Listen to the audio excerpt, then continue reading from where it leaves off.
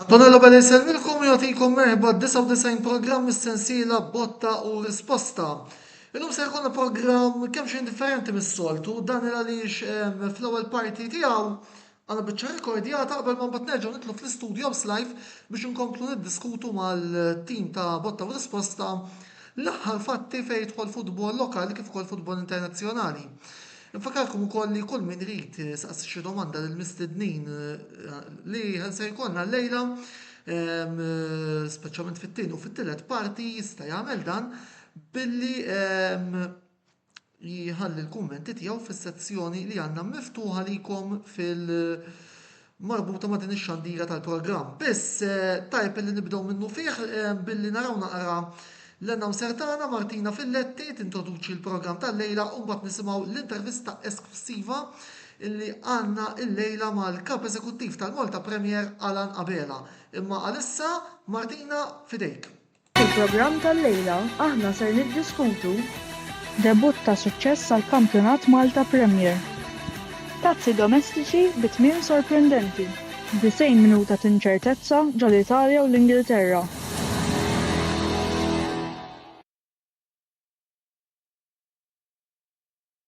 Mela, merħba lura għal program Botta u Risposta fejn f'din il-parti tal-program għanna il-pjaċir li maħna jkollna l-kap eżekuttiv tal-Malta Premier Sur Anabela. Alan, l-ewwel net, grazzi tal-li oġbok ukoll taċċetta din l-istedina li għamilnilek biex namlu din l-intervista qasija miegħek fit-tmiem dan l-istaġun l-ewwel net. Kif qed tħossok? Staġun impenjattiv. Nistaħjar, ġifiri kena ġumatejn impenjattivi ħafna. Grazzi għal grupp ta' nies vera zaħir li ju jien imdawar bihom, ovvjament irnexxielna naħseb irnexxielna nagħmlu dak kollu li xtaqna. Nirringrazzjaw ukoll il-Match Operations tal-MFA, ġifieri kif għadejjem għandna din hija sena ta' tranzizzjoni. Ovvjament f'din is-sena Steve Nazzopardu u t-tim tiegħu ħadu ħsieb il-Match Operations kollha u nirringrazzjahom is-sena d-dieħla ovvjament se jkollna l-Match Operations tagħna wkoll ħafna min-nies li kienu qed jaħdmu din is-sena ħajbqgħu jaħdmu anke s-sena d-dieħla ovvjament u qed nippjanaw għall-istaġun li ġej. Ġifieri wara nhar it-tnejn li għadda bdejna ovvjament nippjanaw għall-istaġun li ġej, għax fl-aħħar mill-aħħar xejn ma jġib xejn, ġifieri kollox fih il-ħsieb, il-pjanijiet u ħafna xogħol ukoll. Mela, kif tiġġudika l-andament ta' dan il-kampjonat wara li intemm l-ewwel staġun minn mindu l-Malta Premier League ħadet ħanejdu l-ola saf tal-kampjonat lokali f'idejha? Ekku biex nispjegaw ukoll il-Malta Premier League ħadet il-parti kummerċjali tal-kampjonat, ġifieri llum il-kumpanija li jiena l-mexxi li torganizza il-kampjonat. Ovvjament għandha d-direttur kemm mill-Malta Football Association li hemm Stephen Azzopardo u Matthew Paris ukoll mill-Malta Premier League li hemm Ranier, Benzina u anke Frank Hija. Ġifieri hija din il-kumpanija li qed torganizza l-kampjonat jien naħseb f'din l-ewwel sena jekk wieħed kellu jagħmel il-bilanċ u żgur pożittiv, ġifieri jekk tara l-affarijiet kollha li għamilna f'din is-sena. Nibda nsemmi l-press conferences qabel il-logħba, il-match day experience li dejna ovvjament waqt il-half time b'saħħa ta' Vibe FM ukoll nagħmlu competitions għall-partitarji rebbaħna jidher li xi 5 jew 6 mobile phones, rebbaħna PlayStation. Ġifieri sar ħafna affarijiet li ovvjament jgħin il-match day experience. Fil-bidu l-ewwel ħaġa l kienet Media Day. Ġifieri Media Day ħadna ritratti u footage tal-players kollha tal-kampjonat u ovvjament dawn użajnihom mbagħad fuq is-social tagħna, użajnihom ukoll fuq għall-produzzjoni tat-televiżjoni ġifieri rajna line-ups li ovvjament għall-ewwel darba wkoll bdew jitgħu il-players u jagħmlu dak il-moviment. Daħħalna wara ħafna diskussjoni fl-aħħar parti tal-kampjonat l-ewwel daħħalna li t-tfal kollha tan-nurseries li qed jikkompetu fil-kampjonat Premier jitlu b'xejn, ġifieri jkollok kemm ikollok etaw tkun għandek fin-nursery inti tista' tidħol tara l b'xejn. estendejna dik l-iskema ġġa kienet teżisti, qabel kienet li inti bil-fors trid tmur man-nies, issa estendejna għad is-sena li anke jekk tmur tara logħba waħdek mal-ġenitur tiegħek tidħol b'xejn. Estendejna f'lejn l-aħħar tal-parti tal-kampjonat li t-tfal kollha taħt 12 sena jitlu b'xejn. Ġifieri għamilna dan ovvjament biex nqajmu iktar interess u naf li ħan nitkellmu wkoll iktar quddiem fuq dan kollu biddilna minn fejn niġbdu il-partiti. Ġifieri naħseb saru ħafna bidliet ma kienx faċli li jsiru dar bidliet kollha. Ma sarx kollox perfett, ġifieri żgur li le, ġifieri hemm ħafna affarijiet li rridu nipperfezzjonaw, li rridu ntejbu għax maħniex kuntenti anke fuq dawn l-affarijiet li għamilna, ġifieri naħseb li hemm affarijiet li rridu ntejbu ma perswas li hemm il-volontà. Il-volontà biex nagħmlu kampjonat tagħna aħjar. U semmejt diversi fatturi għal li ħanejdu hekk. Resqu iktar il-partitarji lejn ħanejdu hekk lejn il-kampjonat per se. Ejja, met aħna fil-bidu bħallum sena konna nafu bid-diffikultà li ħajkonna minħabba relegazzjoni ta' Valletta, ġifieri. Konna nafu mal-ewwel li kellna sfida kbira minħabba li l-Valletta huwa l-aktar tim li għandu fanbase li segwit, ġifieri mhux għax għandhom biss l-iktar numru ta' supporters, imma fil-kultura tal-partitari tal-belt għalihom hija ħarġa, ġifieri jitilgħu il-ground, jitilgħu biħġarhom, jitilgħu kmien il-ground u jagħmlu atmosfera. Ġifieri aħna konna nafu mill-bidu nett li din is-sena konna ħanibdew fuq sieq ħażina ħafna jekk irridu ngħidu hekk. Iktar ma beda jgħaddi il-kampjonat u meta bdew ġejn in-numri, naħseb stennejna numri dak dik hija l-verità, xorta maħniex kuntenti bin-numri li kellna, biss però l-unika differenza bejn din is-sena u s-snin ta' qabel hija li din is-sena aħna ħadna ma qasnajt li riskju ta' jien ħadna deċiżjoni li l-kamera għandha timxi mill-faċċata u ovvjament jekk kien hemm difett li hemm xi xlobit jew logħba bej ġiex timiet li ma jitellgħux nies ħadd stand vojta. Ovvjament waslek dik il-kritika. In-numri li għandna ħna sa Marzu jidher li kien hemm żieda marġinali fil-partitarji, jien qed nistenna li mbagħad f'April dik iż-żieda se tiżdied. Ġifieri meta nqabbel mal-kampjonat tas-sena l-oħra, u ovvjament irridu nagħmlu like with like għax dis-sena kien hemm numru ta' partiti iktar. Ovvjament in-numri ma jiktbux, ġifieri in-numri ma jiktbux. Aħna dis-sena ma nistax ngħid li konna kuntenti bl-attendenzi, ġifieri kien hemm partit fejn stennejna aħjar, ovvjament fil-Final Four kuntenti bl-attendenzi, ġifieri fil-Final Four kellna iktar minn 16,000 partitarju fuq tliet logħbiet. Ġifieri 16,000 partitarju għandek medja ta' iktar minn 5,000 partitarju kull logħba. Li għalina l-pajjiż żgħir daqs tagħna huma tendenzi tajbin, tajjeb li ngħidu li mhuwiex aħna biss li esperjenzajna tnaqqis fl-attendenzi, ġifieri jekk tara l-kampjonati kollha żgħar fl-Ewropa, ħafna minnhom esperjenza u speċjalment wara l-COVID tnaqqis fil-attendenzi li kellhom.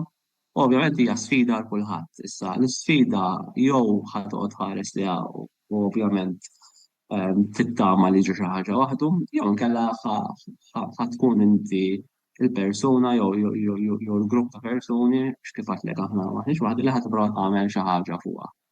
Naħseb bit-tajjeb u l-ħażin tiegħu il-bdil tal-format żgur lejn l-aħħar biex joħloq iktar interess. Apparti l-ħoloq l-interess, ħoloq nara kontroversja wkoll għax kulħadd, anzi mhux kulħadd, il-maġġoranza tan-nies il-format ma femuhx mill-ewwel kien hemm min baqa' ma femux sal-aħħar, jiġifieri anke minn kif qed tkellimni inti jaran qed tuħu l-impressjoni li l-format kien suċċess xorta waħda minkejja. Ngħidlek ara mela l-ewwel nett, il-format li kien hemm qabel huwa format tradizzjonali ta' lig normali. Alright, ġifieri aħna ersaqna minn lig għal playoff.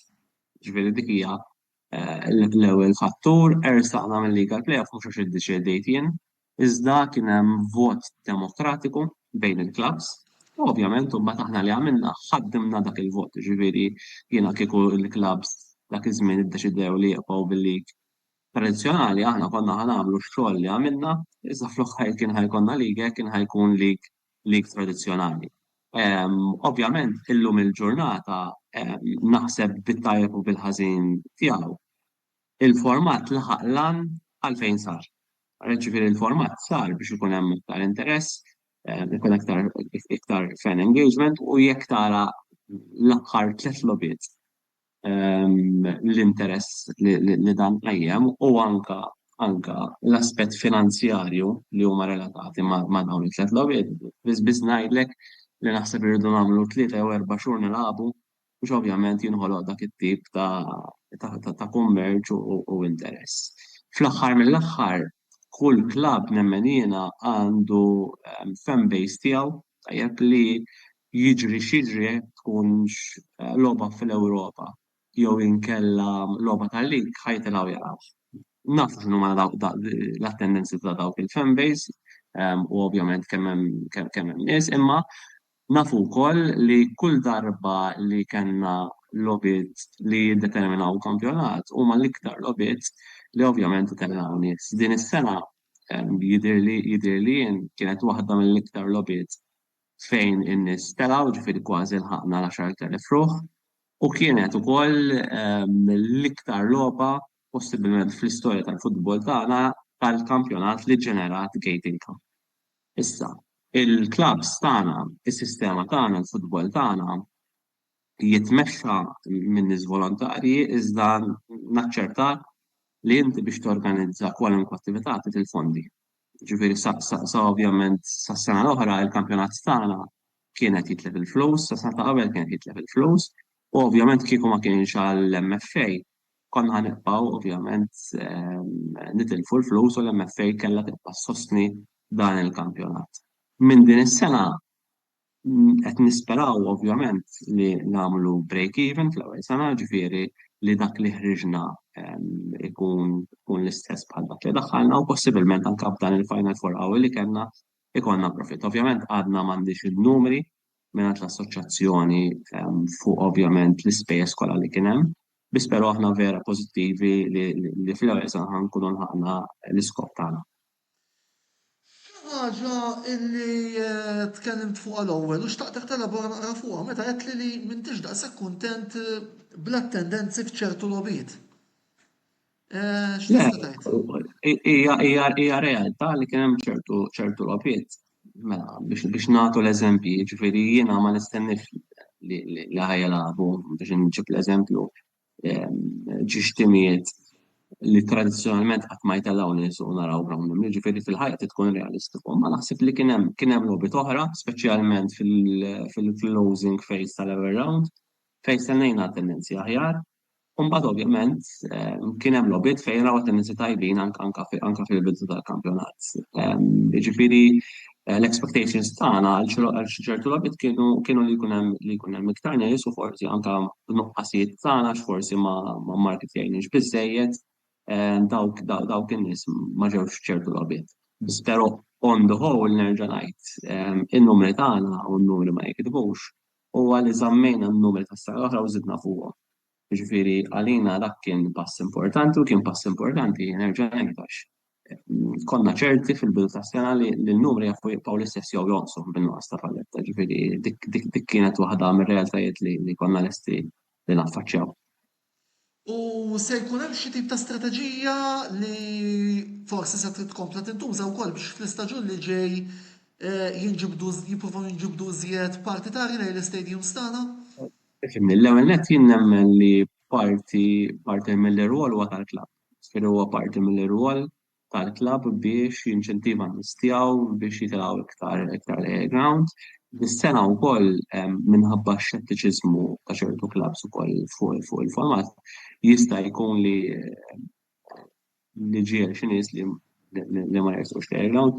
Jien nemmen li iktar ma jgħaddi żmien fuq dan il-format ċertu opinjoni jibdew jinbidlu. Ħantik waħda Per eċċellenza llum ma tkellem lill-ebda klabb u jgħidlek li l-ewwel round mhux importanti. Illum l-ewwel round sar l-iktar round importanti, l-ewwel fażi saret l-iktar fażi importanti għax l-ewwel fażi inti tistabilixxi mbagħad se jiġri fit-tieni fażi.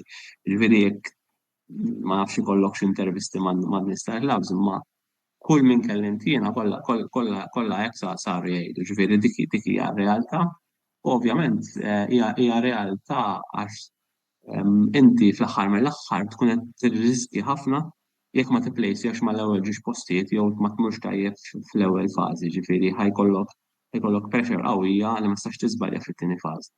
Aħna ovvjament ħanibqgħu naħdmu fuq is-social media tagħna, dis-sena wkoll l-aħħar 3 ġimgħat irrikorrejna wkoll għal billboards fit-toroq biex ovvjament nipprovaw ninċentivaw iktar nies jitilgħu. Aħna kuntenti bl-attendenza li kien hemm fil-finali, jiġifieri naħsbu li kien hemm attendenza tajba. Kuntenti wkoll għax għall-ewwel darba ovvjament kif għadlek kenna gate income li kien sostanzjali u li kien rekord għal-futbol Malti. U nibqgħu nħarsu l-qoddim biex ovvjament nibqgħu nibnu fuq dak li għamilna. U jiena ħankompli naqra nelabora fuq l-argument li semmejt tal-ewwel round l-iktar biex niftehmu tal-apertura. Forsi wkoll anke bis-saħħa ta' dan il-kampjonat tal-ftuħ ingħataw iktar opportunitajiet lill-plejers lokali, speċjalment żgħażagħ, biex ikomplu juru jew jibdew juru t-talenti tagħhom fl-ogħla livelli tal-futbol Malti. Konsegwentement forsi anke ngħinu t-tim nazzjonali Malti ikun hemm iktar plejers Maltin illi jagħmluha għal dak il-livell. Ekku kien hemm istanzi fejn ovvjament jista' jkun il-format hemm, però ma naħsibx li hija kwistjoni tal-format li klabb jagħti ċans li żgħażagħ tiegħu kellna klabs bħalna xahar case in point li mill-bidu sal-aħħar taw fiduċja fiż-żgħażagħ tagħhom. Il-Ħamrun Sven Xerri lab mill-bidu sal-aħħar, ġifieri mhijiex kwistjoni għax il-formati hekk hija aktar kwistjoni ta' abilità. Ġifieri nemmen li l-abilità tal-Maltin jekk tkun waħda tajba, ovvjament jkun xikun il-format dan għandu x'għamilna aħna flimkien mal-assoċjazzjoni sena l-oħra għamilna fond għal homegrown players li clubs, ġifieri kull min jilgħab homegrown players jitħallas jekk tilgħab iktar milli suppost, ġifieri jekk inti għandek massimu ta' 8 barranin se tilgħab, jekk tilgħab binqas minn 8 barranin, ovvjament se tkun qed titħallas. Naħseb jien l-iskemi bħal dawn ikomplu jinċentivaw lill-clubs biex ovvjament jinvestu fil-żgħażagħ tagħhom iktar u iktar meta dejjem qed nersqu lejn li jkollna ir-regoli tagħna li huma ugwali għal dawk tal-Ewropa. Ġifieri kemm jista' jkun li ħanibqgħu niddiskriminaw bejn persuni li jgħixu fl-Unjoni Ewropea u ngħidulhom inti sa massimu ta' 8 se tilgħab hija kwistjoni li rridu naffrontaw żgur fil-futur. Bħalma kienet il-kwistjoni li affrontajna mal-MFPA li plejer ovvjament irid jiffirma ikun amateur u jrid jiffirma l-numru ta' snin. Ġifieri jien naħseb li bħalma persuna fuq il-post tas-xogħol għallum għandu kompetizzjoni mid-dinja kollha kważi biex isir ġob ieħor, nemmen li it is a matter of time li anke l-futbol isir hekk. U l-futbol isir hekk għax ovvjament fid-dinja globalizzata aħna ovvjament irridu nimxu mar-regoli u r-regoli tagħna sfortunatament mhumiex in line ma' dawk li jippermettu l-istituzzjonijiet barranin. Vera li mill-istaġun li ġej ser tidħol il-VAR u kif taħseb li din tista' tgħin biex jitjib l-ispettaklu u fuq kollox jittieħdu iktar deċiżjonijiet ġusti? Aħna il-VAR hija wisq expensive għalin. Ġifieri ġibna flimkien mal-assoċjazzjoni diskutejna aħna il-VAR mhijiex xi ħaġa sakemm ovvjament ma jkollniex sosten minn xi entità mhijiex feasible għalina u għalhekk bdejna nħarsu għal affarijiet oħra għax nemmnu li ma nagħmlu xejn mhijiex option. Ġifieri llum ir-referi Malti huwa żvantaġġat okay? Meta tqablu ma' referees oħra barra minn Malta, u hemm pressure kbira kbar fuq ir-referees. Li qed nagħmlu aħna u anke b'diskussjonijiet mal-MFA, aħna suġġerejna li għandna nħarsu lejn il-football video support, li bażikament hija vara kjamata, Taljani jsejħu la vara kjamata, li inti hija ħafna irħas biex tħaddem għax kull ma għandek bżonn operator fuq unit u screen biex ir-referi ikun jista' jmur jara azzjoni, bid-differenza li mhux kull azzjoni tiġi kontrollata, iżda azzjonijiet biss li jitolbu l-klabs. Ġifieri kull klabb ikollu tliet chances biex ovvjament jekk ikunux tlieta jew tnejn għadu jiġi deċiż, imma ħsieb tagħna huwa li kull klabb ikollu tliet chances biex ovvjament jara l-azzjonijiet li huma dubjużi u jsejjaħ ovvjament lir-referi biex jikkonferma dik l-azzjoni. Referi jista' jbiddel id-deċiżjoni u f'każ li jbiddel id-deċiżjoni dak iċ-ċans tal-klabb ma jinħelix, jiġifieri jkun jista' jerġa' juża tliet chances. Jekk klabb jaħli tliet chances u jkun hemm azzjoni, mbagħad ikun ħlihom. Jiġifieri ma tistax titlob ieħor għax jekk ikun penalti sagru santu referi ma taf. Jien nemmen li din is-sistema lina hija aktar sostenibbli żgur u nemmen li tagħti aktar spettaklu. Ġifieri xi kultant naħseb jiena l-ar ħaġa li tagħmel il-VAR hija l-għanet li ċertu interpretazzjonijiet mhux dejjem ikunu l-istess. Jiġifieri nibdew minn hekk. U tieni ħaġa li twaqqaf il-logħba ħafna drabi. Din it-tip ta' sistema naħseb li hija tar entertaining għal-pubbliku għax irid isejħa irdu ndeċidu min u mbagħad. Biss però għadna f'diskussjoni kemm mal-MFA li huma wkoll għandhom l-intenzjoni u jridu li ovvjament tidħol xi tip ta' sistema f'Malta biex ngħinu r-referees u qegħdin tissosteniet ukoll mal-awtoritajiet konċernati fiħdan il-FIFA biex inkunu nistgħu nieħdu din id-deċiżjoni. Ġifieri llum il-ġurnata ir-request min-naħa tal-MFA saret, aħna informati u qed nistennew tweġiba. Ġifieri meta jkun din it-tweġiba mbagħad nikkomunikaw eżatt mal-pubbliku ta' fuq se jkun qed isir. Semma wkoll il-fatt li l-kalendarju tal-kampjonat li bħalissa jinsab minn Awwissu sa Mejju jista' jinbidel għal wieħed bejn Frar u Novembru. Kif taħseb li dan jista' jgħin lit-timijiet Maltin ikomplu javvanzaw fit-tazzi Ewropej? Llum il-ġurnata hija ovvja li nagħbu l-iktar lob diffiċli tagħna, l-aktar lob importanti tagħna fl-perjodu tagħna, ġifieri llum tim ħafna mit-timiet ikunu għadhom qed jibnu tim, ikunu għabu ġiex friendlies jew tlieta kontra xulxin, u jmorru jilagħbu l-iktar kompetizzjoni importanti u l-iktar logħbiet importanti fl-iktar perjodu fejn ma jkunux preparati, ġifieri kollox jitlaq minn hemmhekk. L-intenzjoni tagħna huwa li nistudjaw, okay?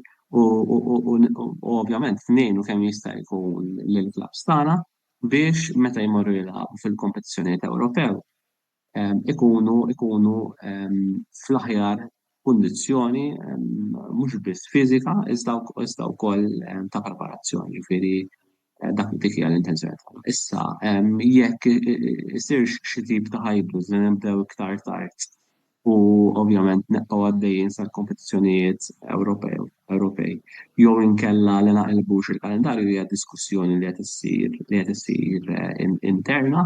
Bħalissa għaddejjin ukoll diskussjonijiet ma' Challenge League, ġifieri qegħdin nikkomunikaw ma' Challenge League fuq il-pożizzjoni tagħhom qed nistennew li joħorġu fuq pożizzjoni iktar quddiem biss però fl-aħħar mill-aħħar ħadd tkun deċiżjoni li se jkollha tieħu tru l-istrutturi tagħha l-assoċjazzjoni, ġifieri mhijiex deċiżjoni li taqa' l-Malta Premier League u l-Aqsa Challenge League hija deċiżjoni li tieħu il-Malta Football Association tru ovvjament il-bordijiet u l-eżekuttiv tagħha.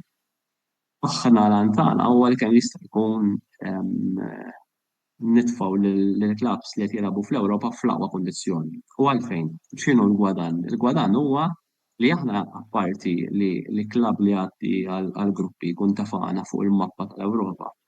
Dik hija l-verità li salhom il-ġurnata naħseb jien hija waħda mill-iktar affarijiet li bdejja li xi kultant ovvjament nitqiesu forsi minħabba dak kollu li għamilna fil-passat bħala lig inferjuri. Naħseb li b'naqas sforz u b'naqas aktar investiment kapaċi naslu biex inkunu fi gruppi. Ġifieri llum grazzi għall presidenti tal-Premier li jinvestu ħafna ħin u flus u l-kummentati tagħhom, naħseb li għalkemm hemm differenzi kbar fil-budgets tal-nov u aħna u li ovvjament jonfqu klabs oħra, naħseb biftit fortuna u anke bil-pjan aħjar, sepp li jista' jkollna ċans ikbar. Aħna l-intenzjoni tagħna huwa biss li nkabru dak iċ-ċans tal-klabb, ġifieri xejn iktar u xejn inqas, għalfejn għax jekk jgħaddi grupp, jekk jgħaddi klabb għal gruppi, awtomatikament se jiġu ħafna iktar flus lejn il-kampjonat tagħna, lejn il-futbol Malti, u ovvjament it will be a game changer, ġifieri dik hija l-verità. Minkejja forsi l-fatt li kif jgħidu ċertu partitari fis-sajf taf tkun diffiċli minħabba sħana l-festi. L-iktar nies statistikament li jiġu l-ground huwa fis-sajf. Ġifieri jekk taqta' l-Final Four, l-iktar nies li jiġu l-ground huwa Awwissu Settembru, u mbagħad x'in jibda jiġi Marzu. Marzu mhux is-sajf, imma x'in jibda jiġi April, ġifieri statistikament issa fis-sajf il-players jagħmlu l-pre-season, ġifieri jekk qed nitkellmu fuq rigward ta' health and safety għall-players. Sfortunatament il-players f'dak il-kunsent jagħmlu il-pre-season tagħhom. Ġifieri fil-pre-season jitrenjaw normali. Aħna qegħdin ngħidu jew nikkonsidraw li flok isir il-pre-season isiru lok kompetittivi, ovvjament mhux ħajsiru fit-tlieta ta' wara f'sinar, ħajsiru f'ħinijiet li ovvjament ma hemmx xemx, mhux ħanajt ma hemmx sħana ħajkun hemm, però wkoll anke fuq il-festi aħna llum San Pawl il-Belt jiġi meta nkun qed nilagħbu l-kampjonat, San Pubulju jiġi meta nkun qed nilagħbu l-kampjonat jidhirli il-festa ta' Ħaż-Żabbat tiġi meta nkun qed nilagħbu l-kampjonat. Ġifieri aħna qatt ma nagħmlu logħob klabb meta jkun logħob il-festa, ġifieri dejjem nippruvaw nimmitigaw u l-istess f'dan il-każ, jiġifieri jiena ma naħsibx li la sħana la l-festi huwa kemm għandna rieda u kemm għandna kuraġġ li fl-aħħar mill-aħħar ħa nippruvaw nbidlu minn ma għamel xejn. Ovvjament se ħateqgħod titfa' l-istess ingredjenti fil-bord ma ħateqgħod tieħu l-istess platt.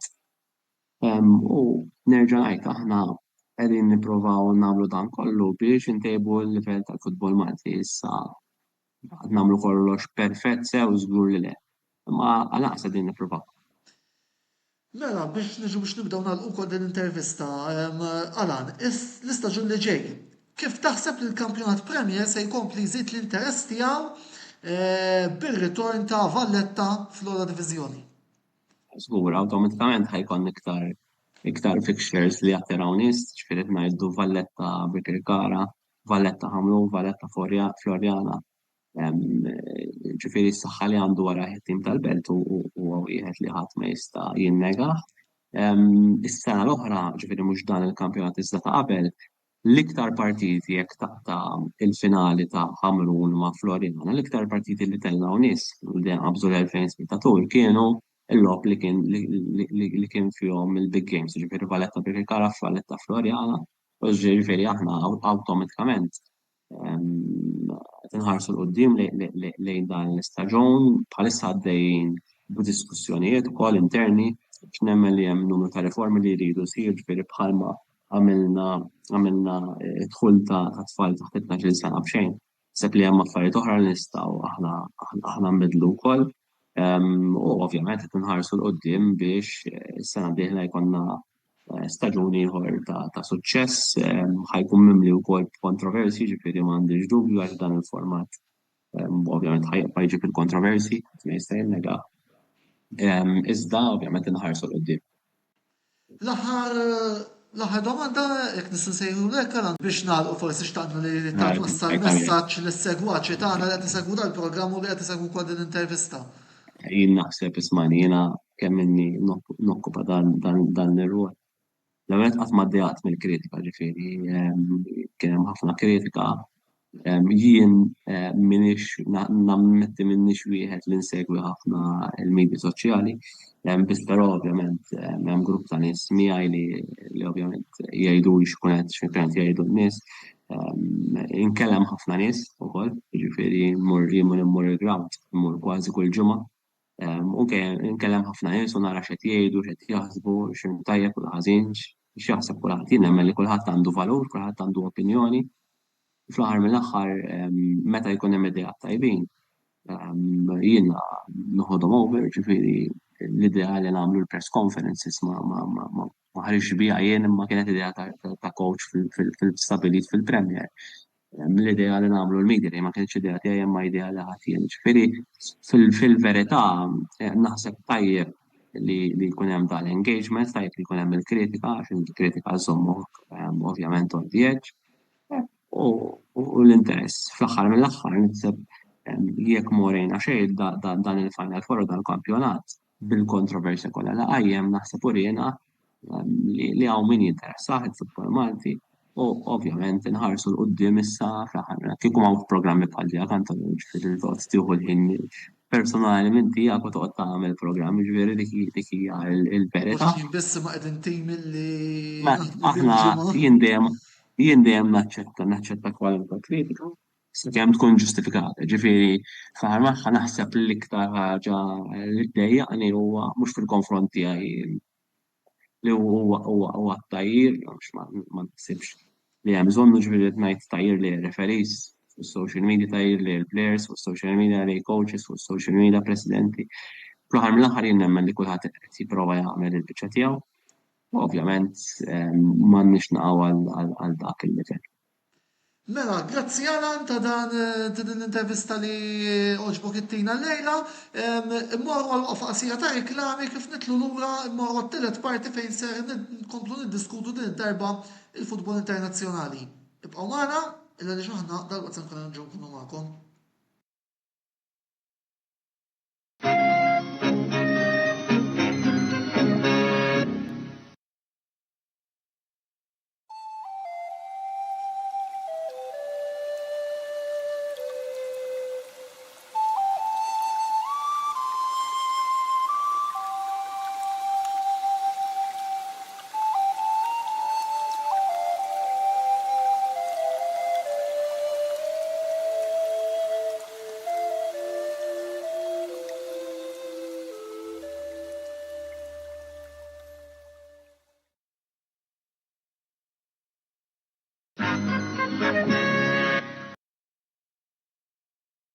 Wasal eluq żmien ommok, missierek, jew xi ħadd minn tal-familja, għandek xi okkażjoni jew xi attività mal-ħbieb u trid issib restorant tajjeb b'ikel ġenwin u prezzijiet qalbu ta' kulħadd, post wieħed għandek issib El-Katalan tax-Xajra fejn issib għażla vasta ta' pizza, pasta, grills u għaġin f'atmosfera b'element familjari. Għal bookings ċempel fuq 21-800-997 jew żur is-sit tagħna għal iżjed informazzjoni. El-Katalan, ir-ristorant għalik.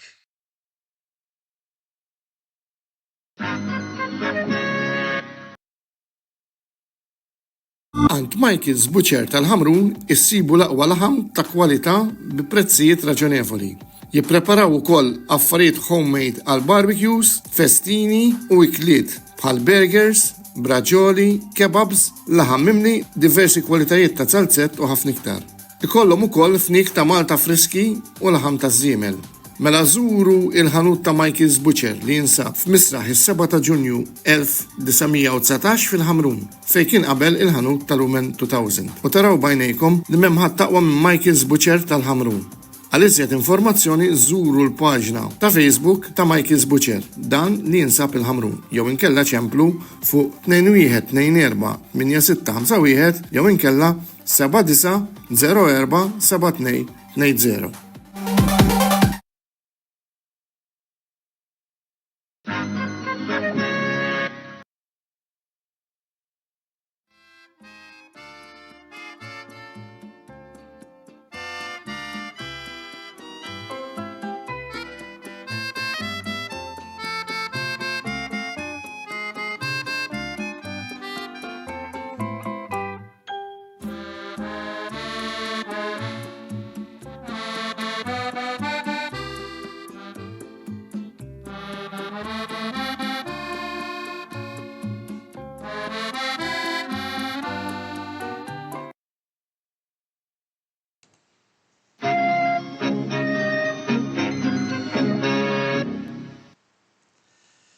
Mela, merħba l-ura t-tini parti tal-program botta u risposta fejn issa nerġu naqdu live fl-imkien miegħi u mal-komplement tat-tim Roberto Joseph u Karl li jinsabu hawnhekk.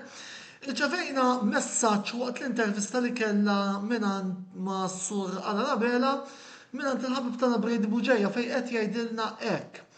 Issa li għadda staġun dan il-format ġdid u uniku fil-futbol Ewropew sissa nixtieq ngħid proset li tim tal-Kamra Sportiva li qiegħda ssir din l-intervista grazzi lilek Brady u grazzi wkoll tal-appoġġ kontinwu illi tagħtina matul is-sena. Rigward il-Malta Premier nixtieq ngħidilhom proset tal-marketing li qed isir biex ovvjament jiena ta' boost ħalli iktar partitari isegwuh, però bħala format nemmen li għandu jsir tweaking. Jiena naħseb li n-numru tal-lob għandu jonqos. Inħoss li l-klabs lokali m'għandhom skwadri li l-players tagħhom jilabu l-fuq minn 30 logħba fis-staġun.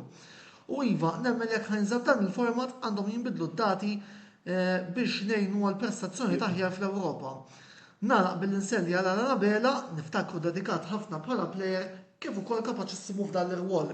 Keep it up, Brady, nista' nassigurak li dan il-messaġġ ħanaddih il-lalan ħalli jekk kollu ħoss il-bżonn li wieġeb ikun jista' jwieġbek direttament. Imma niġu għal din il-parti tal-program fejn se niddiskutu it-tazzi domestiċi. Matul dan in-nofs il-ġimgħa kellna wkoll it-tmiem il-finali tal-FA Trophy tal-FA Cup u tal-Coppa Italja ħanibdew b'ordni kronoloġika.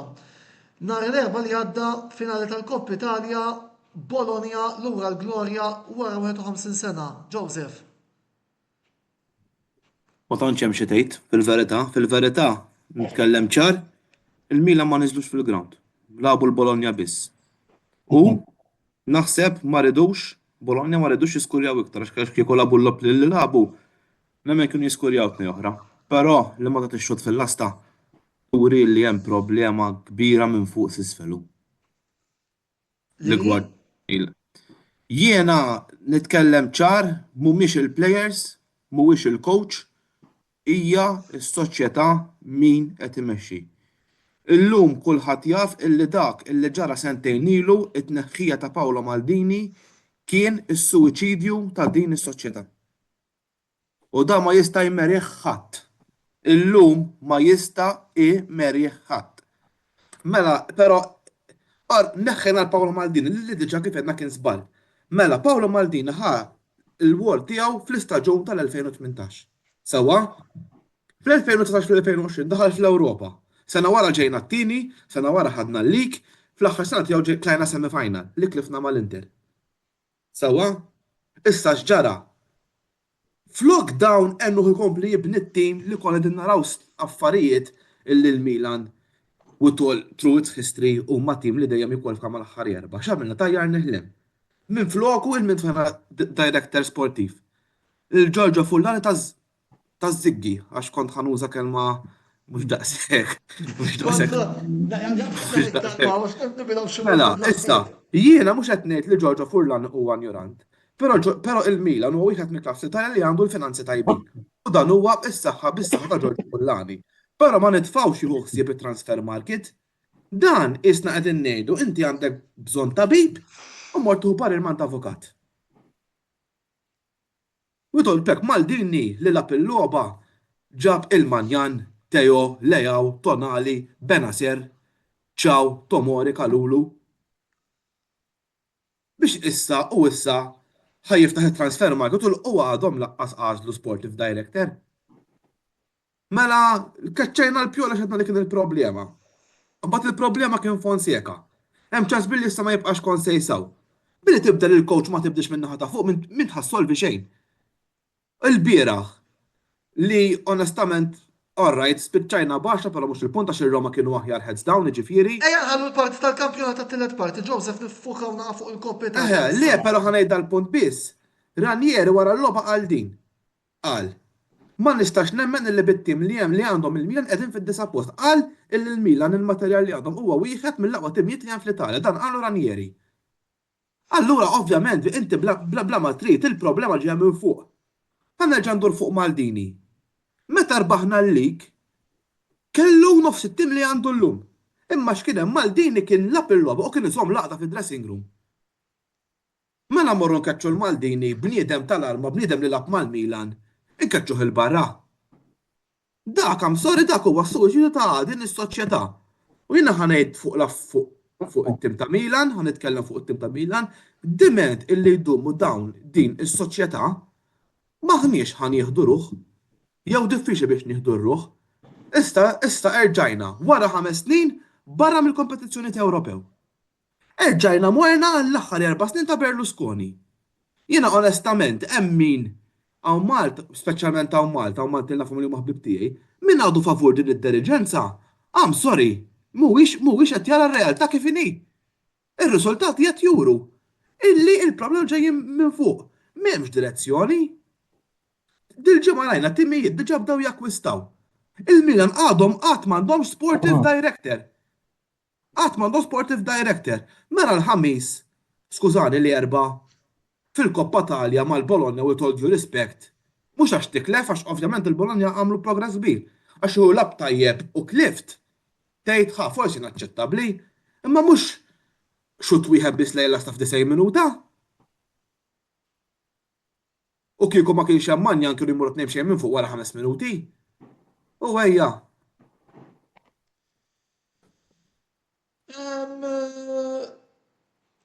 Karl, għan nidħol ndaħħal Buonasera. fid-diskussjoni. Nistaw, mela, l-Bologna s-sena l-oħra daħlu fil-Champions League wara nuqqas ta' 60 sena u nar l-erba irritornaw lura l-Glorja wara 51 sena fejn fuq Koppa Italja. Minn dak li rajna sissa, nistaw nqsu l-Bologna bħala realtà ġdida fis-Serje A? Ma naħsibx, le.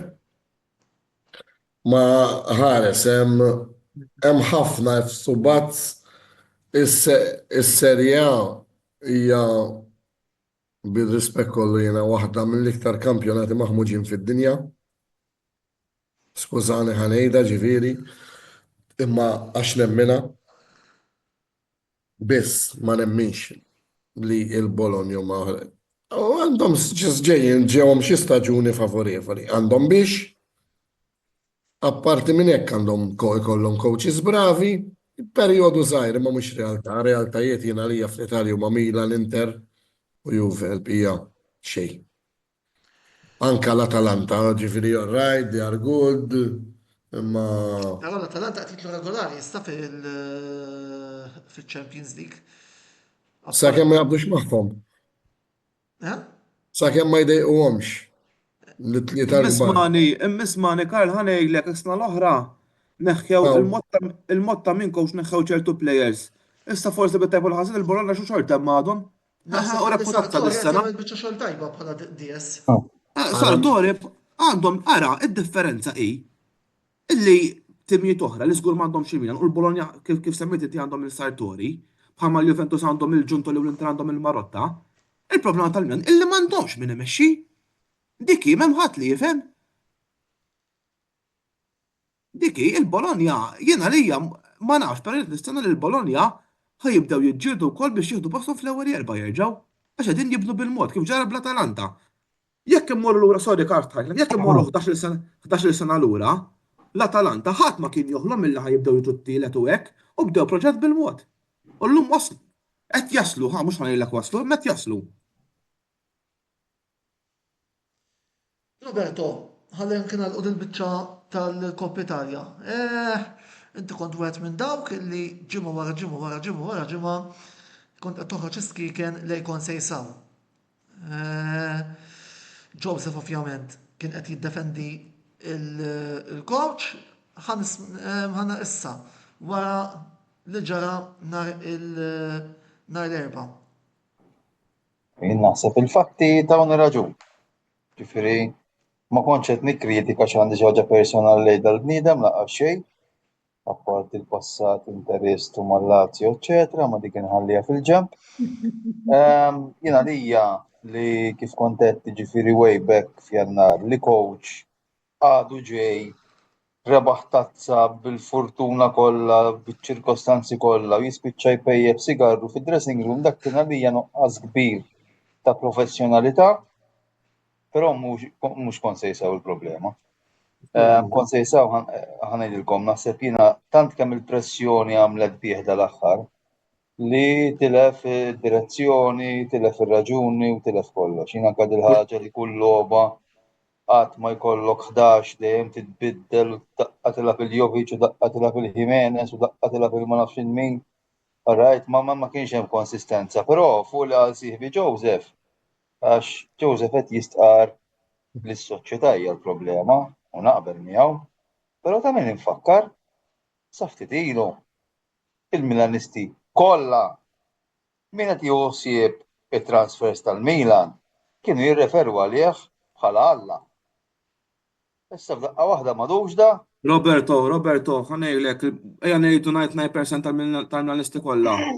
Jiena mill-ewwel qed jiena qatt ma kelli grazza miegħu bħala plejer. U laqqas ma qbilt meta ġie. Anzi jiena kieku għandna bil-Malti owner bil-Kuċli, darba qabel il-logħba tal-Liverpool qal hawnhekk jiena Alla, jiena lill-jum hawnhekk nikmanda jien. Kieku vera għandna owner li importaħ mill-Milan, dak il-ħin stess kieku jiena qbadtu kaċċitu dak il-ħin stess. Ibrahimovic ma għamel xejn ħlif tafa l-pressure fuq it-tim. Żomm waħda Joseph, żomm waħda, ħanibdew minn hekk. Alright. Wieħed mill-ikbar żbalji li sar fis-soċjetà kien meta irbaħtu s-Super Cup u flok tkellem il-coach, tkellem Alla fid-dressing room u tant kemm kienu proud bih is-soċjetà AC Milan li daw xandruha kollha kemm id-diskors u dak kien diġà kien dajjef il-konsejsaw fid-dressing room. Alright? Però inti qed punt tajjeb l-ewwel semmejt għax Pioli kien il-problema. Pioli ma kienx il-problema. Kullu ma kienx. Il-problema kienet li hemm ċertu players li tawhom power assolut fid-dressing room dawn ma kinux kuntenti bil-management ta' Pioli u li s-soċjetà qalulhom jew aħna jew Pioli. U s-soċjetà ddeċidiet li żżomm lilhom flok il-Pioli. Alright. Jiena ħanejdilkom ħaġa. Karl semma l-kampjonat Taljan huwa wieħed maħmuġ. Jien naħseb l-Italja kollha hija maħmuġa, mhux il-kampjonat Taljan biss. Jiġifieri tħares li l-politika Taljana wkoll biżżejjed, però jew ma noħroġ mill-kuntest. Jien dal-ħafna fonds Amerikani li akkwistaw klabs Taljani, alright, li daw maqqas jafu l-ballun jekk hux tont kwadru jew ovali, diġà l-futbol Taljan kien miexi lejn ir-rovina u komplew jitfgħu aktar fir-rovina. Alright. Nista' nirribatti Roberto, please. Sorry? Nista' nirribatti u saqsi domanda. Mela. Allura għalfejn l-istess fans meta qed imorru fil-kampjonat Premier Ingliż qed ikollhom riżultati eċċellenti fejn issa qed jiddominaw l-Ewropa. Mela Just in case in point Liverpool. Ħaw jieġbek għalfej. Alright, għalfej. Ara l-introjtu li għandhom mill-kampjonat Ingliż u ara l-introjtu li għandhom mill-kampjonat Taljan. Appuntu, u hekk nerġa' ngħid li l-kampjonat Taljan huwa fażol għax lilkom il-Juventus tawkom ground applikajtu għalih wara ġimgħa u tawulkom. U lin nilhom 11 sena jtnejku bina, għala da. Zak wara l-Milan. L-intervina l-istess. Zom. Mela, ħanibdew minn hekk. Number one, kif semmejt l-ewwel is-sistema politika fl-Italja hija maħmuġa. Right? U fejn jieħdu l-istedja huwa l-Kunsill tal-Belt li jiddeċiedi l-Gvern ħadd iżjed il-Kunsill tal-Belt. Right? Issa forsi tal-Juventus sar xi pressjoni minn taħt ma nafx, ma kontx hemm jien, ma minix involut, però tawhom l-istadium bħalma tawh l-Udinese, right? U hemm xi klabs oħra li għandhom l-istadium tagħhom. Però apparti mill-istadium, Karl, il-problema hija ħanidlek waħda. Qabel fl-Italja jerġa' jkun hemm nies bħalma kienu Berlusconi, bħalma kienu Agnelli, bħalma kien Viola tar-Roma li jkunu supporters tal-klabb rispettiv il-futbol Taljan mhux ħajjieħu r-ruħ. Il-futbol Taljan spiċċa, alright? Jew dawk li ma jilagħbux l-Ingilterra imorru jilagħbu l-Italja biex jippruvaw jilagħbu first 11. Jew min ikun wasal biex jirtira, jimur jirtira l-Italja, jisur retiring home spiċċa l-futbol Taljan. Il-bqija semmi li players tal-livell, jien ma nħom jien min is-sorpriż li pereżempju kemm jgħidu blew.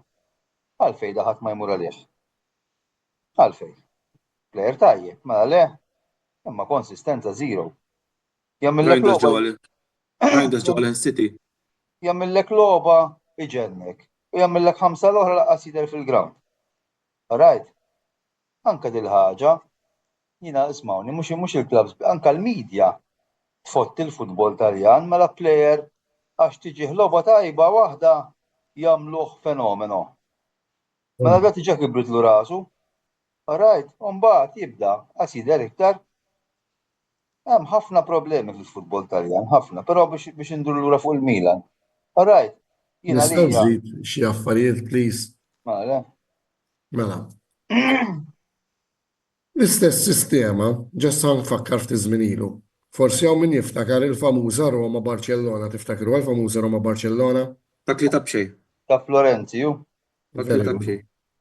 Mela dak iż-żmien kellna l-Presidenza Amerikana li dawn ġew b'din l-idea li jkollna l-istadium.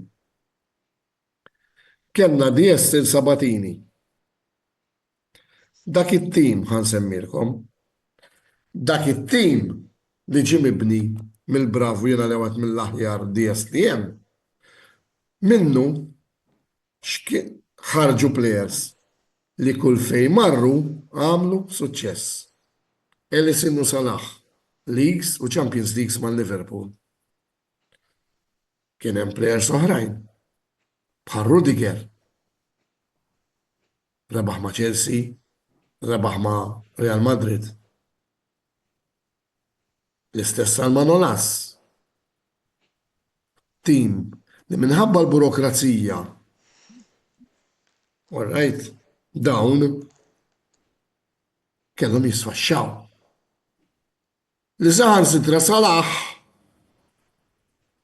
ġi mibjuħ għal miżerjament 50 miljun. U s-sabiħa li mhux l-Italja biss jaqlaw għar-Roma u di dejjem tirrepeti ruħha anke fl-Ewropa. Dak it-tim dak is-sena mal-Liverpool ġew misruqa. Misruqa ġew. Ir-Roma jkollhom ġiex penaltis ma jtuhomx wieħed u tkeċċijiet ma jtuhomx wieħed. Ma jkeċċihomx wieħed il-Liverpool għalfej għax il-UEFA hija korrotta.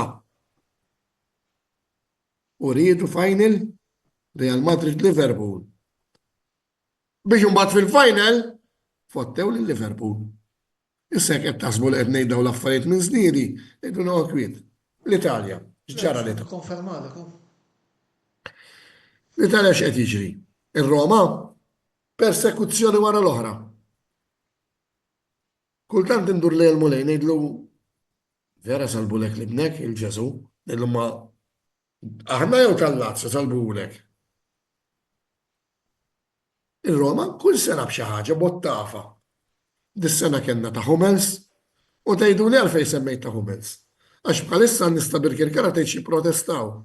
Mela ta' Hummels kien kważi f'nofs il-ground u fil-ġemp. U ta' bil-kirkara qed jipprotestaw għax kienet fuq l-istess analoġija u dak kien barra l-kaxxa. U r-Roma x'ingħidu? Għal-final tilfu ilna. Is-sen il-Mourinho spiċċajt ma naħmlux. Ma kellu raġun. Kellu raġun. U mhux wieħed u mhux tnejn u mhux tlieta. L-Italja jridu rifondazzjoni minn fuq s'isfel. Jien niftakarni meta kont tifel, jien ikbar minnkom kollha. L-Italja kienet kellha stima kbira fl-Ewropa, illum taf ta' xi jismawhom ta' twabet ta'. Illum l-Italja fuq livell fuq kamp internazzjonali mhumiex stmati u xi ta' dan jidhru. U jew biddu fuq rispett. Qed naraw għasek jinżel l-Arkanġlu, Rafael, il-Juve ħajtlu 200 miljun fil-mija fiċ-Champions League il-għala minħabba l-fatt li jekk ma jitlux daw ħajfallu. U l-affarijiet kollha qed jiġru. Nħallu l-kustjoni kampjonat tal-iżjat tard, karlek jogħġbok. Grazzi. Mela, Joseph, ħana qilbu naqra diskors. Crystal Palace.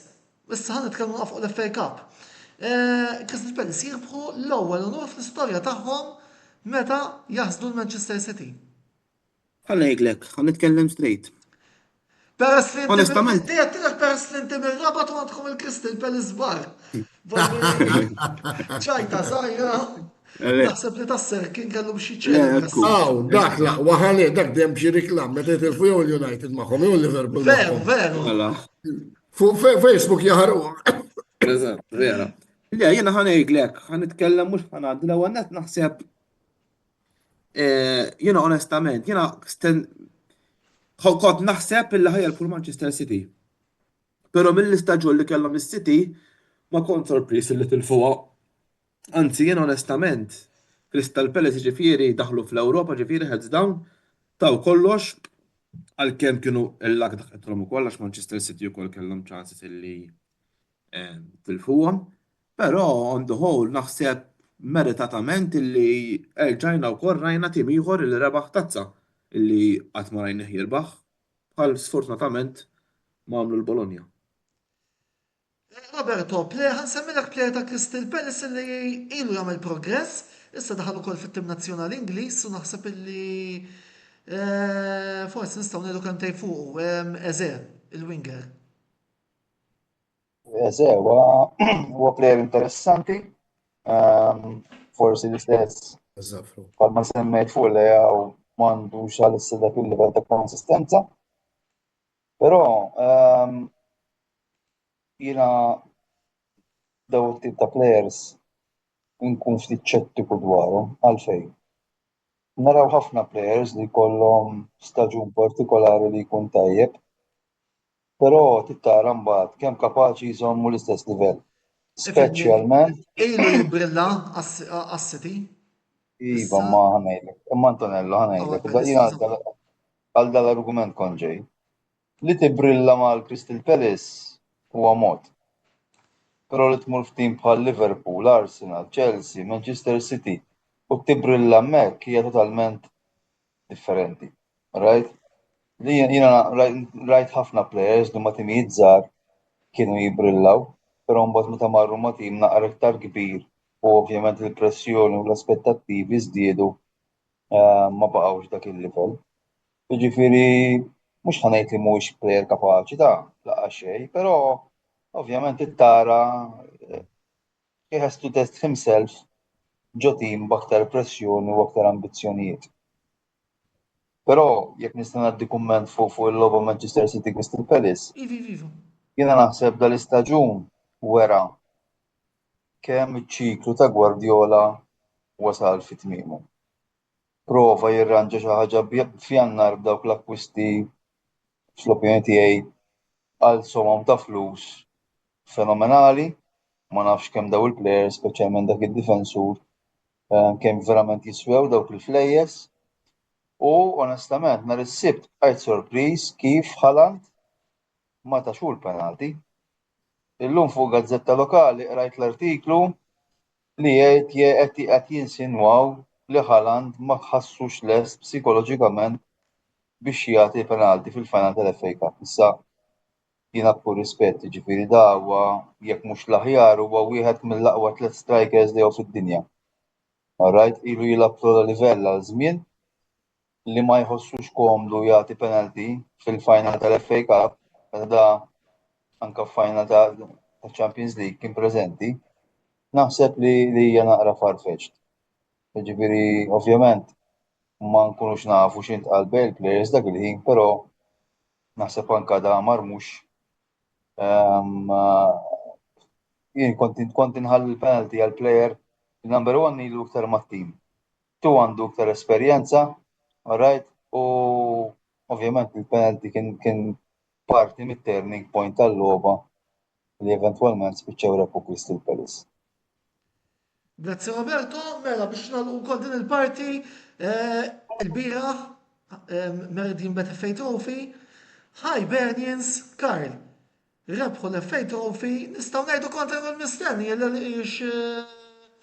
ifhimni, ma tistennix li ħadd elimina l-ewwel liċ-Champions Hamrun u mbagħad il-Birk il-Kara biss hekk ġara U it-tazza reġgħet irritornat wara nuqqas ta' 12 sena ġewwa l-pjazza. Dak għax m'hemmx il-belt. Mhux neċessarjament, il-belt hemm kienu, il-belt hemm kienu, Lejla, ma ġew eliminati minn Birkirkara. Ommi Madonna, għaw, il-lejla jett fuqek magri, il-lejla meta smajtek tgħid fuq tas-sigarru wara li jien u sieħbi Roberto xbajna ngħidulek staġun sħiħ għax inħobbu kull irrispettawk, it-tarustja dat-tifel derlu l-Anġlu Kustodju. Toħroġ inna b'dimen, nerġa' bdejt inna minn chapter 1. Alla ħares kollha psikoloġi, għax nerġgħu nibdu r-rotta x'taħseb Bert b'di. Jien naħseb ir-rotta qatt ma nbidla, jiġifieri l-istess dejjem bagħad, imma insomma. Mela, nitkellmu nafu il-hips card. Efimni, mela, ma naqbilx miegħek ton fuq li jett. Il-ħibs għalkemm kellhom staġun chiaroscuro, x'jiġifieri chiaroscuro? Staġun daqqa tajbin ħafna, daqqa baħ, staġun li ma jinftehimx, staġun li kien ikun fil-format liħor forsi il-ħibs kienu diġa moħħom mis-sef l-Ewropa, imma kif ġi l-format tal-kampjonat, kampjonat li l-ħibs riduħ, huwa kampjonat li sfortunatament ħadem kontrihom. Ħadem kontrihom mhux qed ngħidha li kien hemm xi tbabisu hekk da, imma l-format ma ffavorixxihomx. X'ġara? Il-ħibs xriedu. Ta' min jinnota li l-ħibs kien ilhom jilagħbu b'mod kompetittiv, jien għalija l-ħibs, kif ġabu l-ewwel rebħa. Naħseb il-kol taqblu miegħi. Fir-relegation pool, moħħom kien diġà mistrieħ taqblu miegħi fuq dil-filosofija. Daw. Moħħom mistrieħ li mhux ħajjaqgħu ġifieri. Eżatt. Li ħajbqgħu l-uniċi tim li baqa' dejjem Premier, Joseph. Iwa rajt, imma tazzi un bastorja oħra. Issa, anka tal-fers tazza. Għal grazzja tal-la ta' ma daħlitx il-klab tagħna, mhux bħal tagħna. Ija, ma bħala tazzi u hekk, liksu hekk. Ma importax. Mela, insomma, ġara. Ġara l-ħibs, moħħom straħ. U jiena nemmen li llum il-futbol ukoll jiddependi s-serħam tal-moħħ. Mela l-ħibs ma kellhomx dak l-antagonizmu bħal ma kellhom Birkirkara, ma kellhomx dik il-preċer antagonizmu bħal ma kellhom il-Ħamrun. Mela il-plejers kien fadlilhom ġiex finali. Il-logħba mal-Ħamrun u l-logħba ma' Birkirkara. Żewġ labiet li permess tagħhom daw setgħu salvaw staġun. U hekk ġara. Rebħu mal-Ħamrun u rebħu ma' Birkirkara. U l-istaġun huwa salf. Għandna minnaħa ta' ħibs daħlu fl-Ewropa, ħajkollhom introjtu tajjeb, introjtu li jrid jintuża biex jissaħħaħ it-tim. Ma nemminx li l-ħibs, skużawni, huwa tim li għalissa les biex jiċċallenġja. Imma huwa tim kompetittiv li biftit innesti ikun qiegħed hemm. Hemm issa l-ħabib tiegħi semma l-belt. Nixtieq nifraħ lill-belt li malajr telgħu mill-fers biss. Il-belt issa jridu jarmaw ta' tejmu issa jżommu M'għandix dubju li se biex jisalvaw fil-Premier. se jkunu aktar milli jsalvaw, ma fuq il-belt nitkellmu meta jasal Jiena li nixtieq ngħid l-ewwel ħaġa niċċajtaw naqa' nifraħ il-sieħbi Karlu l-sens kollha ta' ħibs tas-suċċess li kisbu l-bieraħ. Però di jrid nagħmilha ċara. Jiena onestament kont man naħa ta' Birkirkara l-bieraħ. Sewa, dejk dritt. Le, smani, Karl, stajt kont, jiena kelli sħabi stajt kont naħa tal-ħibs, jiena nħobb il-futbol bot nara Il-lutin kont, għax l-under 11 tal-ħibs. Isma' stajt kont. Inti ma kontx il-ground, Karl. Kemx, imma rajt il-logħba, Jenu? Heathrow ġenninnieh. Tajjeb. ċajna, naraw il-logħba. Pero ħanejlek waħda, il-bieraħ kien hemm diskussjoni ħafna fuq ir-red card u l-fens ta' Birkirkara bir-rispett kollu lejhom is-sorra tiklef il-lig. Taħseb li kienet ħanitkellem fuqha. Mela, Birkirkara l-biraħ fimminna waqt laba qabdu sejrin il-fens mafja, mafja, mafja, bil-rispett kollu, jekk iridu nkunu maturi, il-karta ħamra kienet 100%. Jiena mill-bot ma stajx naħ, però mbagħad taraħħa sew fuq it-telef ġaba il-net replay, taraħħa fuq il-telqaw, fuq il-xismu, l-azzjoni, kienet ħamra 100% li kienet ħamra, kien l-aħħar għaxan u ġibdu. Ġifieri kienet ħamra kienet deċiżjoni tajba. U ħanejt oħra. Mux biex inkompli nitfa il-mer fuq il-ferita fuq il-fens ta' Birkirkara, għax onestament tajab ukoll ngħidu Antonello li minkejja li spiċċaw baxxa minn nies ġabu dro laqtu l-lasta ġifieri rridu għattazzaw ukoll, ġifieri mertu ukoll għal-Birkirkara. Kienet logħba Mertu ukoll għal-Birkirkara illi taw sebhom u wkoll sabu l-goler tal-ħibs preparatu ħed soffa liħ ġifieri.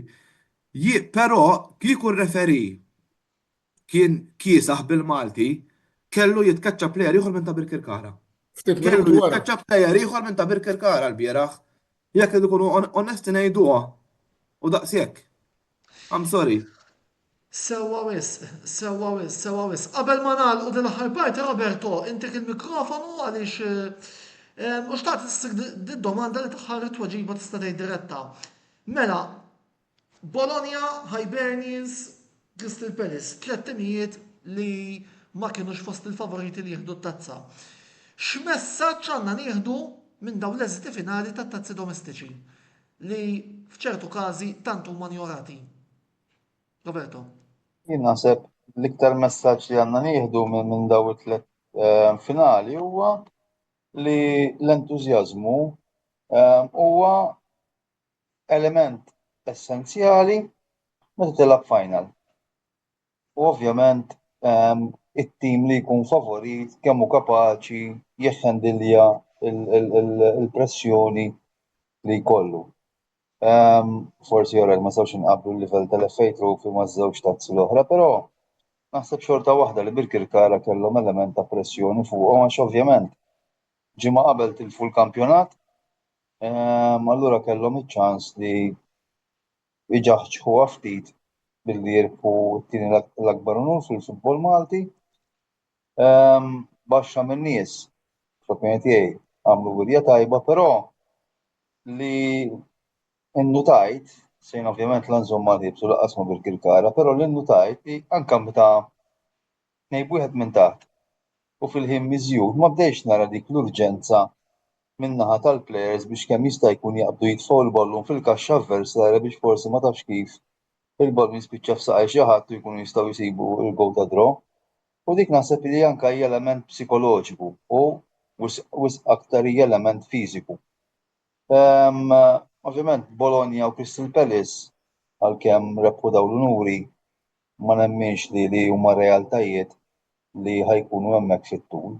Jiġifieri da kellhom staġun fejn ovvjament baqgħu javvanzaw fit-tazza domestika, irnexxielhom jirbħuha, forsi b'mod meritat ukoll, però ma nemminx li ovvjament daw ħajbqgħu jirrepetu sena wara sena wara sena. Ma ninsewx daw it-tip ta' timijiet meta jkollhom plejers li jibdew jibrillaw bħalma semmejt inti l-ewwel leże. Normalment jiġri, jispiċċaw ibijawh il-klabb li huwa aktar b'saħħtu finanzjarjament minnhom. Jiġifieri hija diffiċli biex daw jirnexxu. Forsi kumment qasir fuq Bologna. L-ewwel semmejtu għax tilfu l-Motta, ħadu l-Italjano, però xorta baqgħu hemm. Tinsewx li daw tilfu il-Zirske u l-Kalafiori. Alright, li kienu żewġ pedini essenzjali fis-sistema tattika ta' Motta. U jiena hekk imbagħad nistaqsi lil sħabi Juventini għax kulħadd beda jgħid tara x'għamel Motta mal-Bologna daħħalhom Champions League bla bla bla. Season ta' wara mingħajr żewġ pilastri tat-tim daw rebħu l-Koppa Italja u kważi reġgħu irrepetew ir-raba' post fil-kampjonat. Jiġifieri xi ħaġa tajba fl-ispina tat-tim kien hemm biex it-tim baqa' wieħed konsistenti u nnexxielu wkoll jirbaħ unur wara 51 sena. Però jien naħseb biex nagħlaq il-mistoqsija tiegħek Antonello, naħseb li f'daw it-tip ta' finali l-entużjażmu sar aktar importanti mill-isem on paper. Right, għax li kieku tara l-isem on paper biss Manchester City Crystal Palace Naħseb laqqas ħadd ma ddietlu minn rasu li s-City ħajfallu milli jelbu l-Palace fil-final, però r-realtà uritna differenti. Antonello, ħajkonna għan morru għamil għal domanda. reklami, Joseph, se jkonna morru għal reklami għaliex biex ngustaw daw t-test Le, partijiet. xtaqt nagħmel domanda żgħira fil-qasir ħafna. Wara reklami. Wara Eżatt. reklami. Mela, immorru għal waqfa qasira ta' reklami, ibqaw magħna xumbat fit-tielet parti ser niddiskutu il-kampjonati Ingliżi u Taljani. U jidher li hemmhekk ukoll għandna ħafna mhux nitkellmu. 3 minuti kemm neħdu tat-silma u nerġgħu nitlu lura għal tielet parti tal-programm.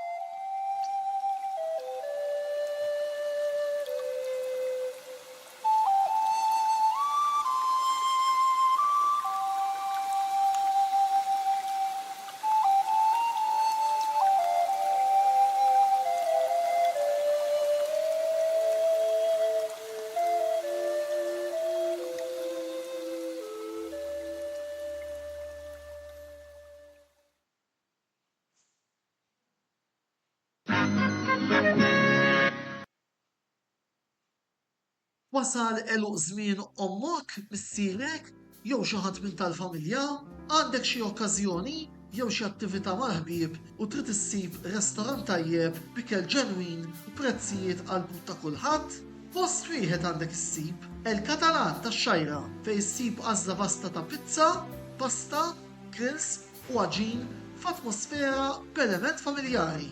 Għal bookings ċempel fuq 21-800-997 jew żur is-sit tagħna għal iżjed informazzjoni.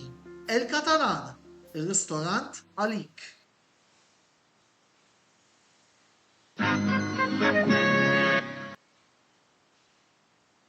Għand Michael's Butcher tal-Ħamrun issibu l-aqwa laħam ta' kwalità bi prezzijiet raġonevoli. Jippreparaw ukoll affarijiet homemade għal barbecues, festini u ikliet bħal burgers, braġoli, kebabs, laħam mimni, diversi kwalitajiet ta' salzett u ħafna iktar. Ikollhom ukoll fnik ta' Malta friski u laħam ta' żiemel. Mela żuru il-ħanut ta' Michael's Butcher li jinsab f'Misraħ is-7 ta' Ġunju 1919 fil-Ħamrun, fejn kien qabel il-ħanut tal-Lumen 2000. U taraw bajnejkom li m'hemm ħadd taqwa minn Michael's Butcher tal-Ħamrun. Għal iżjed informazzjoni żuru l-paġna ta' Facebook ta' Michael's Butcher, dan li jinsab il-Ħamrun, jew inkella ċemplu fuq 2124-8651 jew inkella 79047220.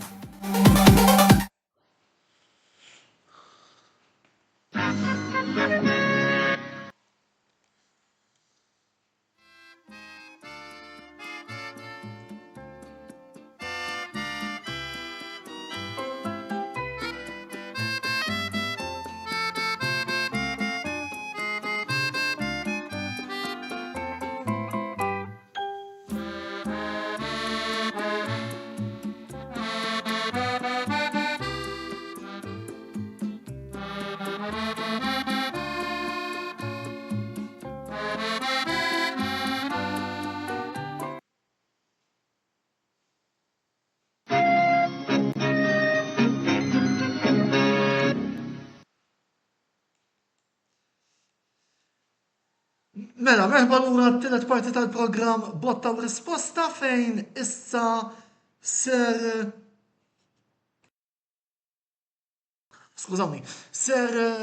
naqilbu għax-xena tal-kampjonati domestiċi.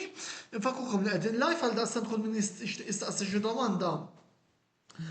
Li xħat minn membri ta' dal-programm jista' jagħmel dan fuq is-sezzjoni li għandna tal-live fejn ukoll Marx Kembri il-co-producer ta' dal-programm ġibdilna l-attenzjoni illi fl-Olanda timżer bħal Go Ahead Eagles rebaħ il-tazza Olandiża.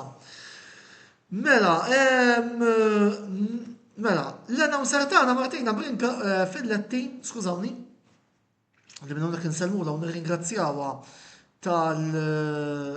tax-xogħol siwi li qed tagħmel għal dan il-programm għaltilna 90 minuti ta' ċertezza fl-Italja u fl-Ingilterra u fil-fatt hekk hu. Ħana niftħu naqra nagħmlu rokna qasira fuq il-Premier League qabel ma nagħtu ħarsa lejn xi-riżultati li kellna u kif daw qed jaffettwaw il-klassifika qabel ma mbagħad niftħu nħallu l-aħħar parti fuq is-Serje A u min qed jaħseb illi forsi għaw xi ħadd li qed jipprova jaħrab minn ċertu diskorsi serħu raskom se nitkellmu żjed tard fadlina nofsi oħra. Mela, Premier League, riżultati ta' 37 ġurnata jispikkaw fost l-oħrajn. Ir-rebħa ta' Arsenal fuq Newcastle, wieħed xejn. Rajna il-Manchester United titlef wieħed xejn kontra Chelsea. Din taraw ir-riżultati wkoll Forest tirbaħant West Ham, Aston Villa tirbaħant Tottenham, bħalissa maddejja l-logħba bejn Brighton u Liverpool, il-Liverpool qed jarbu 2-1 u il-situazzjoni tal-klassifika bħalissa edha taqra kif ġej. Semmorru għas-sot, il-klassifika qegħdin tarawha u kollegi u sinjuri jekk neskludu s-City li għad trid tilab nhar l-erba' il-konfront tagħha kontra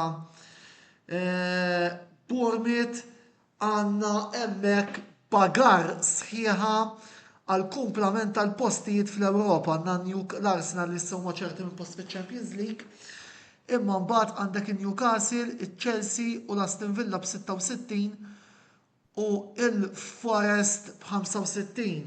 U meta nħarsu lejn il-programm ta' nhar il-ħadd li ġej, il-programm li jara il-Premier League, tispikka logħba waħda. Nottingham Forest kontra Chelsea. Roberto naf li jrid jitlaq minn għal-daqstanza nħalli fidej Roberto biex jgħid tiegħu fuq din għal-bagar illi hemm l-postijiet Ewropej ġewwa l-Ingilterra. L-istess bħall-Italja, ġifieri hemm inċertezza kbira fil-kampjonat Ingliż ma ħajkseb post fil-Champions League tal-istaġun li ġej. Ovvjament il-logħba li semmejt inti ħadħollu torbot fuq il-futur u l-andament taż-żewġ timijiet konċernati.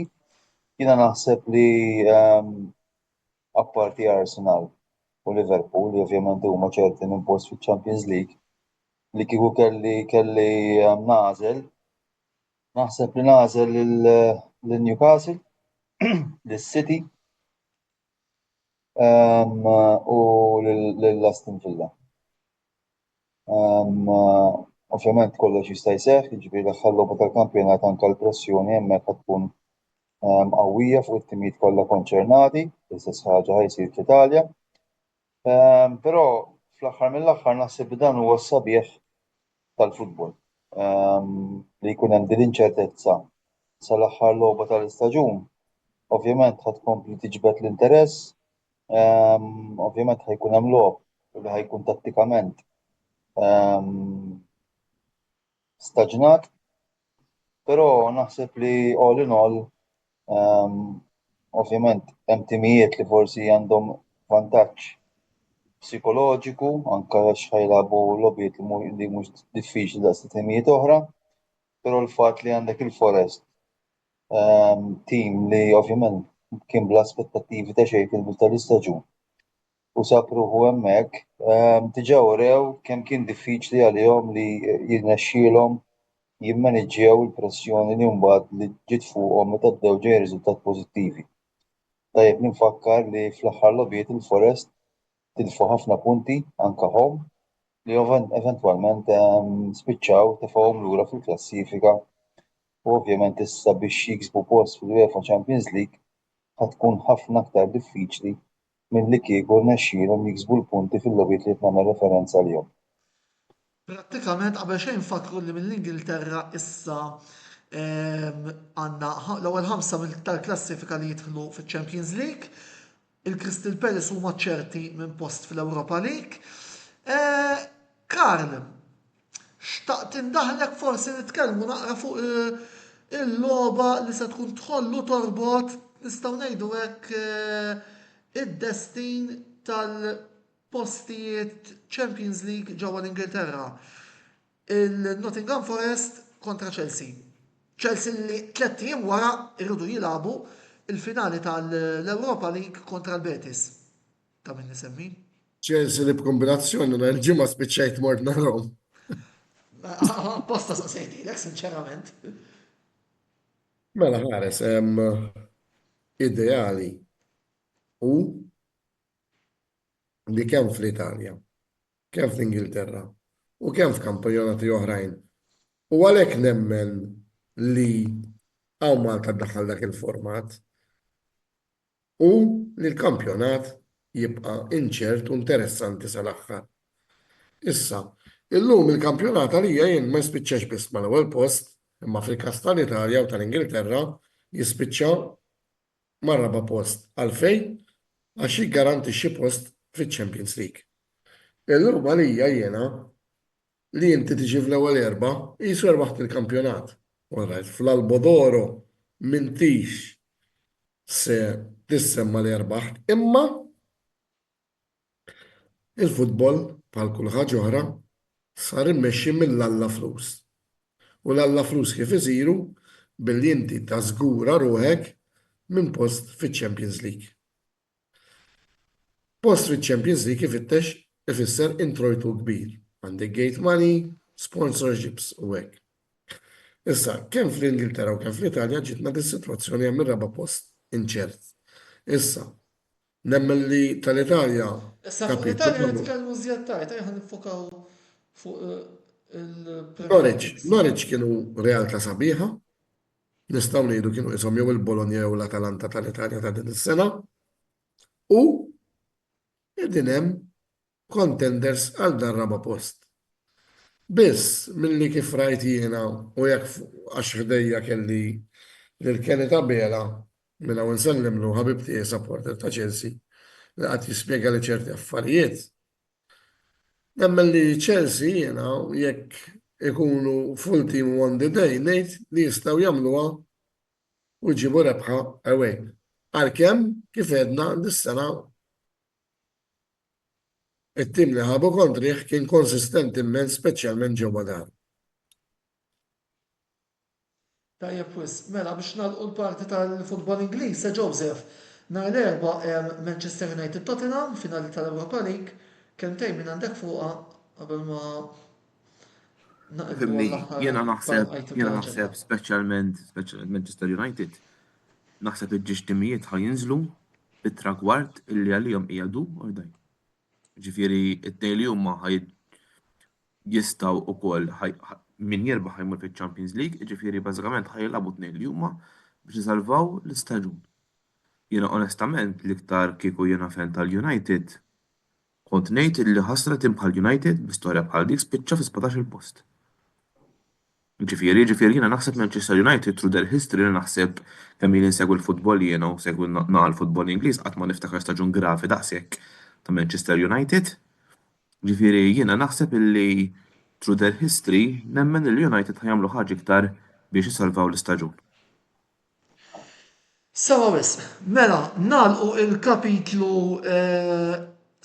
tal-Premier League u niftħu l-kapitlu tas-serja għal ħanaqsmu ftit f'biċċiet. Qabel xejn ir-riżultati l-ukoll ħantellilkom il-grafika l-jom.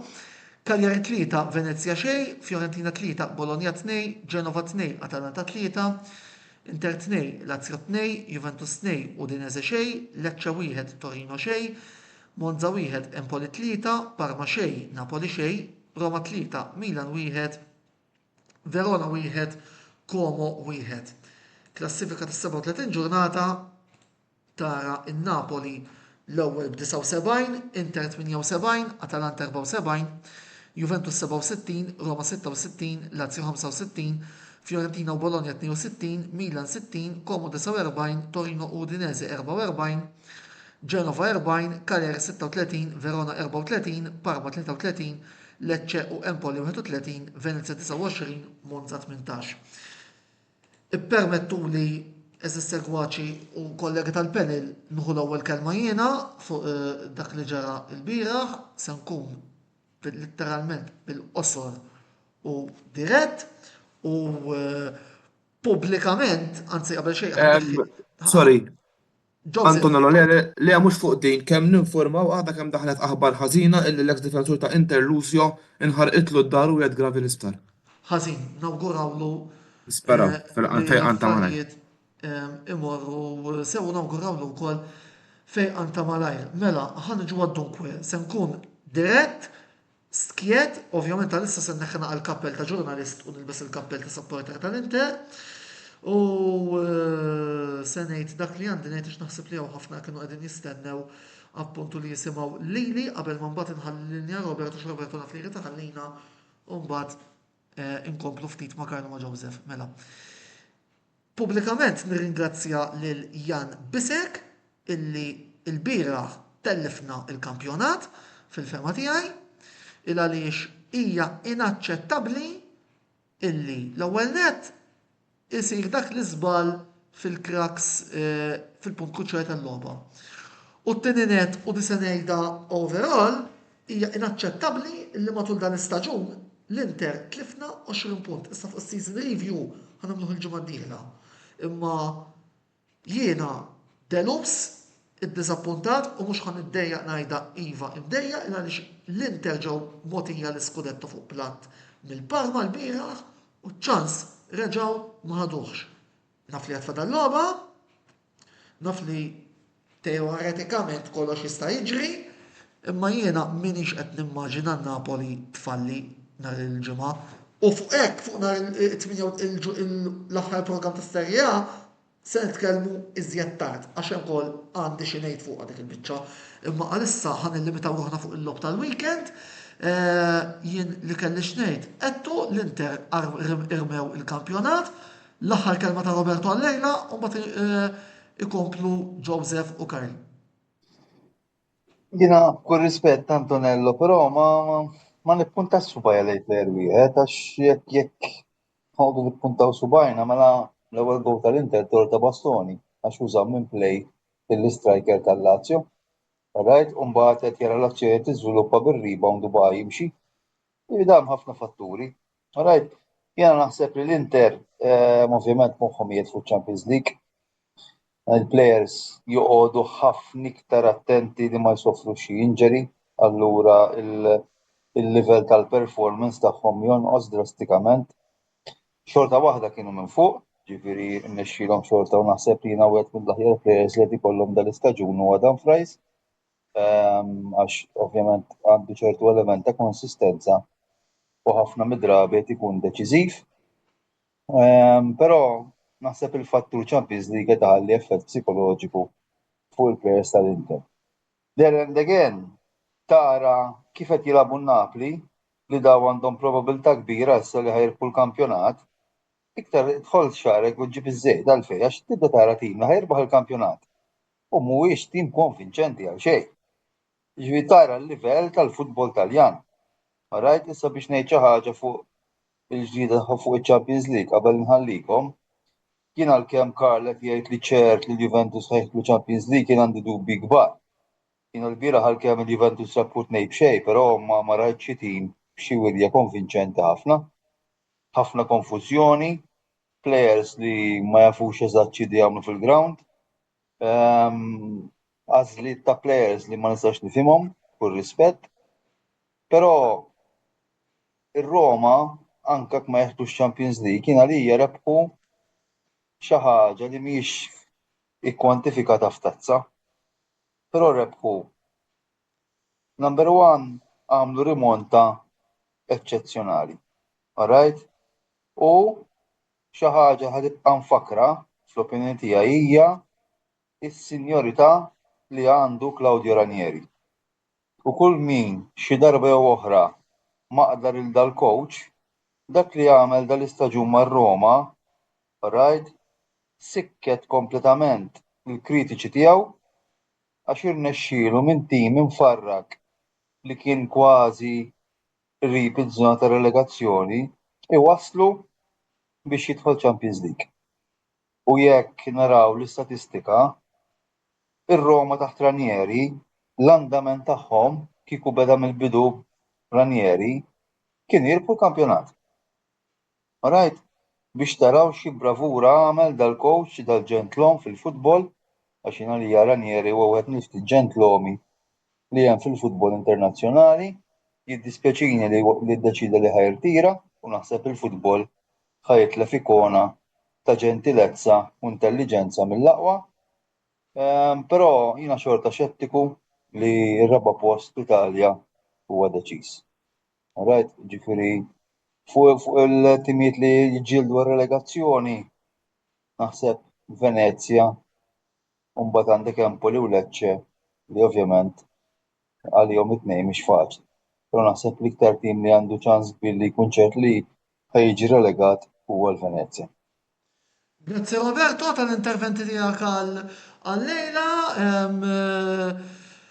Mela, Joseph u Karl, forsi għandkom xi tgħidu fuq il-rigal li l-Inter taw lin-Napli qabel ma nkomplu. Jiena onestament naħseb illi kifet inti first of all dejjem jgħidu li tiġi sal-barku dik hija dejjem. Però naħseb il-bieraħ il-bravura li għamel Bisek nemmen illi naħseb l-Inter qatalhom rashom fil-kampjonat. Jiġifieri jiena naqbel jekk ma nemminx illi Napli home ħajfallu mal-Cagliari u issa l-Cagliari huma ġa salvi u m'għandhomx ġifieri fejn imorru. Però fuq ħaġa oħra illi ngħid kif qed fil-bidu tal-programma tkellemna fuq it-tim tiegħi, tim ta' Milan, il-bieraħ ħerġajnu rejna l-ewwel qed kompliment ir-Roma rebħu meritatament u wkoll nixtieq ukoll kif qal sħabna Roberto ħanħossu nuqqas ta' Ranieri għax il-futbol Taljan ħajitlef ikona ieħor. Il-bieraħ Ranieri tafx qal Antonella wara l-logħba qal il-Milan għandhom wieħed mill-iktar timijiet li għandhom materjal tajjeb illi jista' jiċċellinġja għat-titli. Mela allura x'in il-problema? Il-problema turi ċara illi m'hemmx għaqda fit-tim u li semmiha Ranieri stess. U żgur li l-Ranieri jifhem iktar minn Ibrahimovic, jifhem iktar minn Furlani, jifhem iktar minn Jerry Cardinal li għalija huwa owner Baħnan. Jiena nitkellem fejn qatt ma kont favorih u bir-rispett kollu minnu favorih huwa miġnun u mhuwiex Milanist. As simple as that. Il-bieraħ kompeturi illi l-Milan minn dan l-istaġun iridu jitalmu, però qabel inutli jinneħħu l-konsejsaw, jista' jerġa' jiġi Ancelotti coach, jista' jerġa' jiġi Capello, jista' jerġa' jiġi Sacchi, jista' jiġi Klopp, jekk l-affarijiet mhux jinbidlu minn ta' fuq, I'm sorry, il-pressure fid-dressing room ta' Milan, meta l-bieraħ Jimenez qabad u ta' daqqa ta' minkeb il-plejer ta' Roma li kienet ħamra ċara. Hemmhekk turik illi hemm il-pressure fuq il-plejers. Illi hemm ċertu għalja tqila fid-dressing room. Din turiku li hemm il-problemi. Karl, il-kummenti tiegħek fuq Interlazio. Fimni, jien naħseb. Hemm 90 minuta li fihom kollox jista' jiġri. Il-ħajja hija mimlija episodji, fil-ħajja impossibbli mhu xejn, jien fejn jidħol futbol, il-kelma ċertezza qatt ma ngħidha, intom iżgħar minni ma perswas li smajtu bil-finali fejn darba l-Manchester United f'żewġ minuti dawru t-telfa f'rebħa. Tan-99, Champions League tan-99 ġorintu. Dak niftakaraw. Jiena kolli sena. Ħsibtak s-semmi li Roma Lecce, Karl onestament. Dik ħaġa, laqas ma niftakara sew dik, għalhekk semmi ċaġi iktar reċenti. Roma Lecce x'kienet? Dika qed immur l-istaġun 85-86 kienet il-ġurnata ta' qabel tal-aħħar, il-Lecce kienu ġa relegati u Roma kienu leħqu lil Juventus fil-klassifika, kulħadd kien qed jgħajjat decider, daw il-Lecce ġew fl-Olimpico u spiċċaw rebħu 3-2 u qataw prattikament saqaj Roma mill-ġlieda l-kampjonat li eventwalment kien intrebaħ minn Juventus. Mela, jien qed ngħid dan l-argument. Mela, il-Napli home kontra Il-Cagliari, ħalli noħolġu l-programm ta' u għandna mbagħad l-Inter away u xejn. Mal-Como. ħanħolġu l-programm, Karl, ħalli. Kellek tara.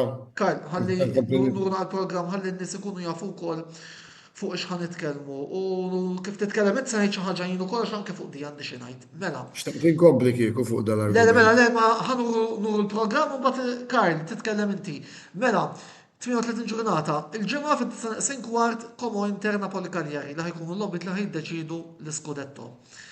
Is-Sibt, Bologna Genova fis-6, Milan Monza fis-9 kwart. Lobbit mingħajr ebda interess relattiv għal klassifika finali, il-ħadd ikollna il-lobbit fid-9 kwart kollha li għandhom xoqsmu maż-żona Champions League u żona salvezza. Atalanta Parma, Empoli Verona, Lazio Lecce, Torino Roma, Udinese Fiorentina, Venezia Juventus. Se nitkellmu wkoll fuq kollox. Karl, fidejk. Mela. Mandek il-fat li ħatilab home u għaddijem plus.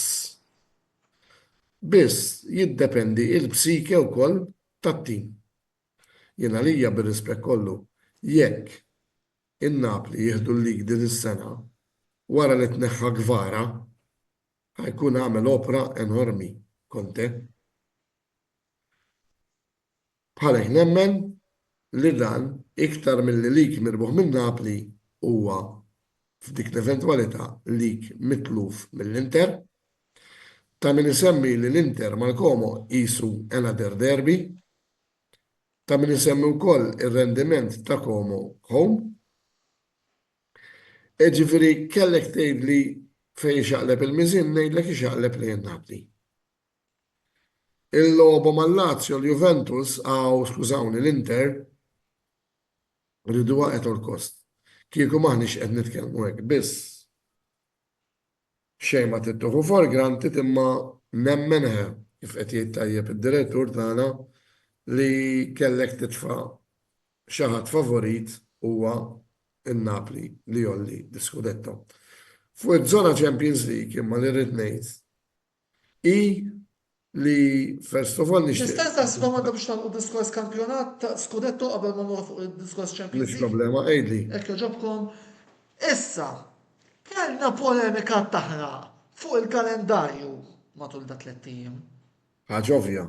U ovvjament ħarġet id-deċiżjoni illi il-lobbiet ħajtlabu l-ġimgħa. Possibbli De Laurentiis ma ġabx quddiem għajnejh il-fatt illi hemm tim Taljan qed jiġġieled biex jirbaħ il-kampjonat u ċ-Champions League. Il-ġimgħa ta' wara l-Inter għandhom finali u talbu biex jilagħbu l-ħamis.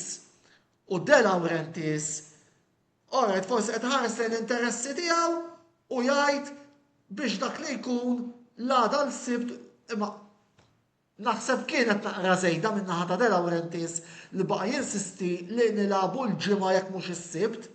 U taf Biex xara eventwalità ta' decider, jekk ikun hemm decider eventwalment jista' jsir it-tnejn, naħseb illi l-Lega setet għal darba baxxit rasa għax-xewqa tal-Inter u batet tixxejjer il-De Laurentiis u l-Dazon.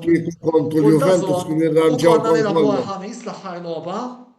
Għax di fuq di jiena wkoll irrabjat ħafna. Qed ngħidlek kieku kontu l-Juventus kien irranġawkom, imma l-Inter hemm. Eżatt. Apparti l-arroganza ta' bniedem li hu. De Laurentiis jippurtaħ. Għamet l-arroganza. Għamet l-arroganza. Għal-karattru ta' De Laurentiis. Eżatt. Imma dik għala tiġi mill-Lega, illi l-De Laurentiis tgħid. Ismani, dina mela l-Milan ta' di. Ent il-Taljan għandu final ta' Champions League, irridu naġa għalafu. Mux għaddit tijaw reġat?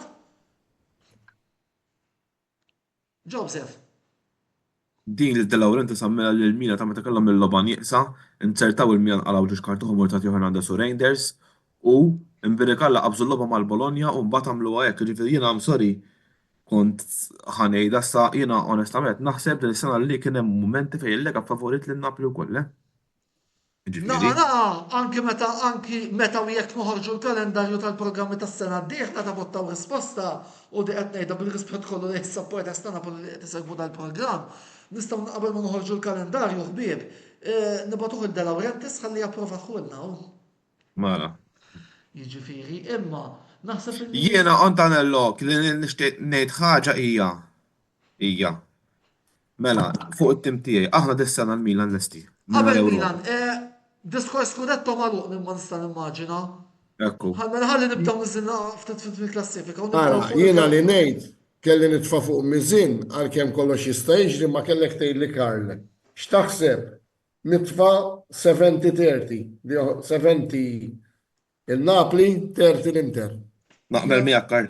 Jiena konvint li sal wara xar minuti tal-logħba l-affarijiet ikunu lesti. Mela, diskors zona Champions League. Mela, il-lobit li jistgħu jinteressaw dik iż-żona huma Torino Roma, Lazio Lecce u Venezia Juventus. Mark Kembri qed jgħidilna il-Venezia mhux salvi u ground il-Juve jbatu fih u sew Lazio Lecce u sew Venezia Juventus se jkunu qed jinfilzaw mal-logħba Empoli Verona u Atalanta Parma għal relegation zone. Karl Joseph. Jien xorta nibqa' ngħid, nixtieq tali qed ngħid żbaljat, kemm nixtieq. Jgħat minn dak li nippersisti li ngħid li nisqa' s-solver ma nixtieq li aħna ħlu Champions League. Jien nemmen li aħna ġejna derubati minn post Champions League, imma dik hija realtà.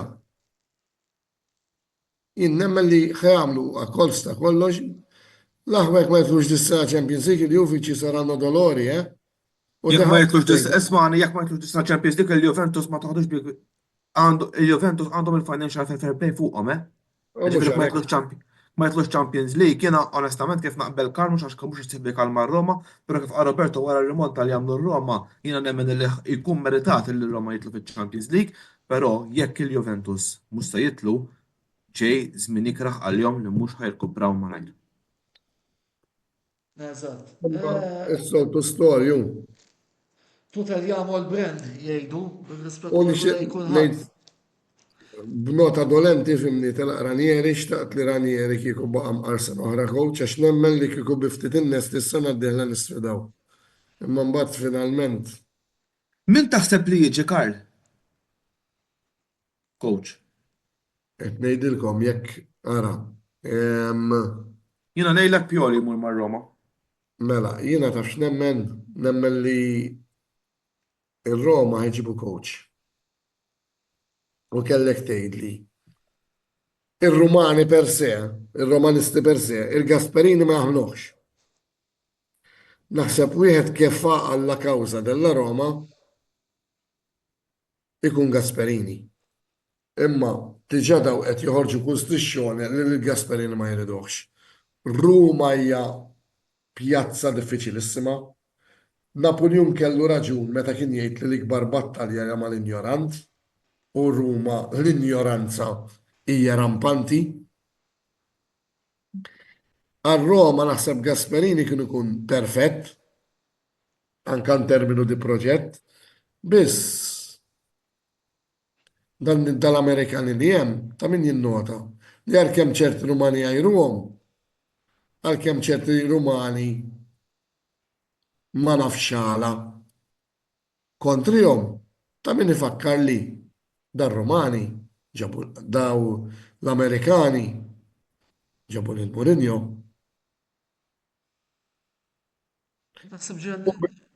U minnu jien spiċċajt ħendort kontriħ, imma u minnu tafx jiexu, araw il-bniedem xi spessore hu. Jien għandi frasi li ġeġi sorpriża għalikom Karl. Daw nafal mi qed tgħid, u ħanoħroġ bijajn ukoll naħseb. Dawn l-istess nies wara ħafna pum, diretti il-ground iridu jagħmluh. Di għandek nies. Kif ixommu sfida, għaw min jidabbar jitfademmu bejsa għal-għalem. U għaw min nies li kif ixommu sfida ktar ma tkun kbir iktar jitflu għalija. Kemm ixtara klab tar-Roma, Karl? Tku paċenzja. Di għaw nies. Jien niftakar event personali, tiegħi personali. Mela jien fit-2009 ixi dar antika. Meta daħal missieri u tliet oħra, paniktom, u ħafna Meta dħalt fiha jien, kelli ġiex affarijiet, jew nibki u nisħet xortija x'għamilt. Jew nkella nemmen fil-proġett inxammar biex l-istess proġett nagħti risposta. Min nemmen lista Roma we have the right owners. Ma rridx nara kbir. Imma Pioli ma naħsibx tiġi ma' Roma, le. Is not their style. Biss biex nara xi Allegri li huwa Napoli. coach kbir Napoli. biex nara xi Guardiola ma tistax tgħid biss isem li qed jidher ħafna u li kieku vera jiġi qed ngħidilkom li l-ewwel programm jekk alla jrid tabosta u risposta is-sena d-dieħla nagħmlu żaqi barra u bil-Malja huwa Jurgen Klopp. Jien naraħ coach ideali għalikom. Karl, kemm jixtara l-klab tar-Roma mill-Amerikani? Inxtara xi 800 miljun. Taf ħanejlek l-Amerikani taf fejn qegħdin l-Italja bl-istess qan tal-owners tar-Red Bird Walk l-owners tal-Milan u l-Inter daħlu fl-Italja naħseb jien għall-owners tal-Milan ħajt mingħajr ma studjaw il-burokrazija li hemm fl-Italja daħlu biex jagħmlu proġett tal-ground biex jekk ground inxtara klabb inxtara 900 miljun bil-ground jiġi soġġ biljuni għall-business daħlu l-Amerikani. Ma isma' ħalek. Biss.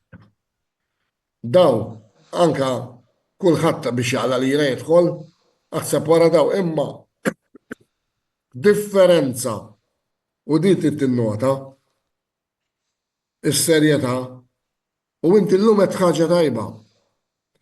Inti qed li Rivera Rovina tal-Milan mhux l-owners imma li neħħew lil Maldini. Daw x'għamlu?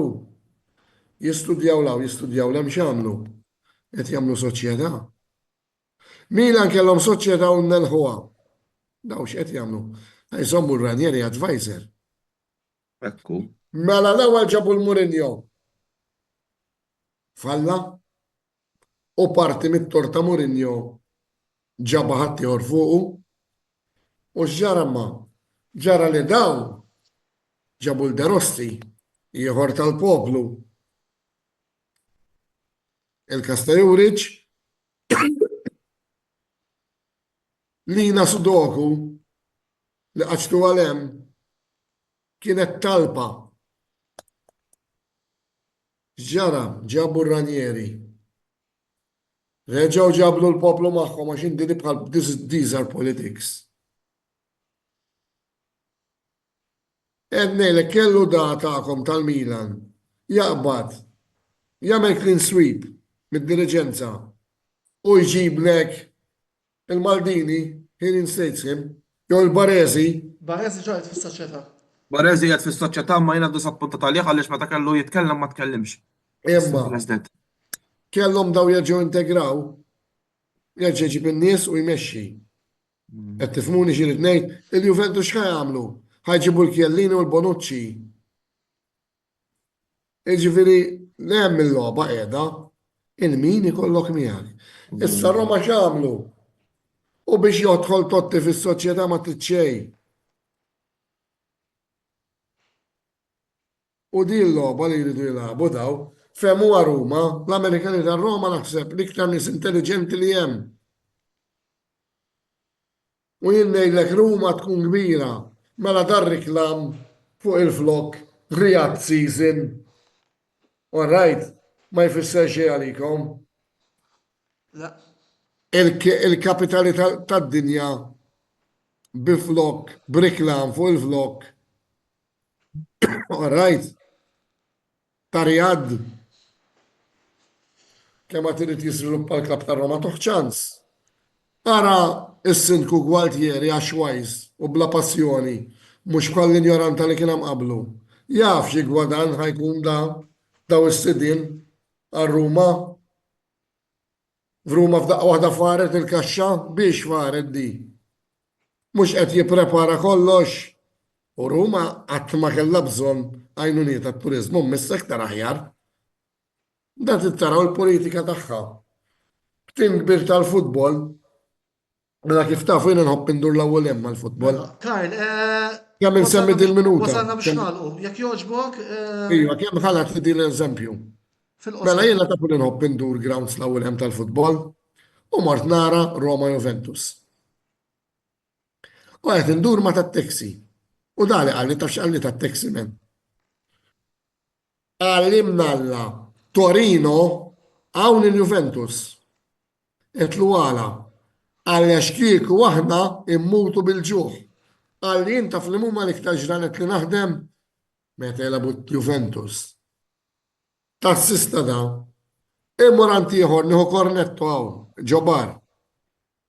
Għalli nġiri namel jumej fil-ġimma ma niftaħx. Etlu għala. Għallex mux wert it-tiftaħ. Għalli ma meta jaħdmu l-Juventus għalli naħdem 24 hours. Jelabu l-Juventus. Għala. Għax il-futbol huja qawwa kbira ekonomika. U ma l-flus ma jagħmluhomx minn Juventini, ma jagħmluhom minn imġinen bħal l-wieħed. Li dispost, immurem, mela, ħammurem. Lukanda. Restorant. Xi flok. Hemm il-flus qegħdin. Ara mamma, qed jirrealizza s-sar Gautieri li għal-kemm hemm ċerti flus biex iżżomm kapitali tip-top, jimax kemm il-kommod marru Ruma, ma Ruma jlemmu kif qed issir Ruma dal-aħħar. Bellezza saret bl-interventi li saru, imma xtafu koll il-Roma Kapitolina. Weħedha mhux biżżejjed biex iżżommek. Mela bħala politiċi x'qed jagħmlu? Qed jinvestu f'dan il-futbol turizm.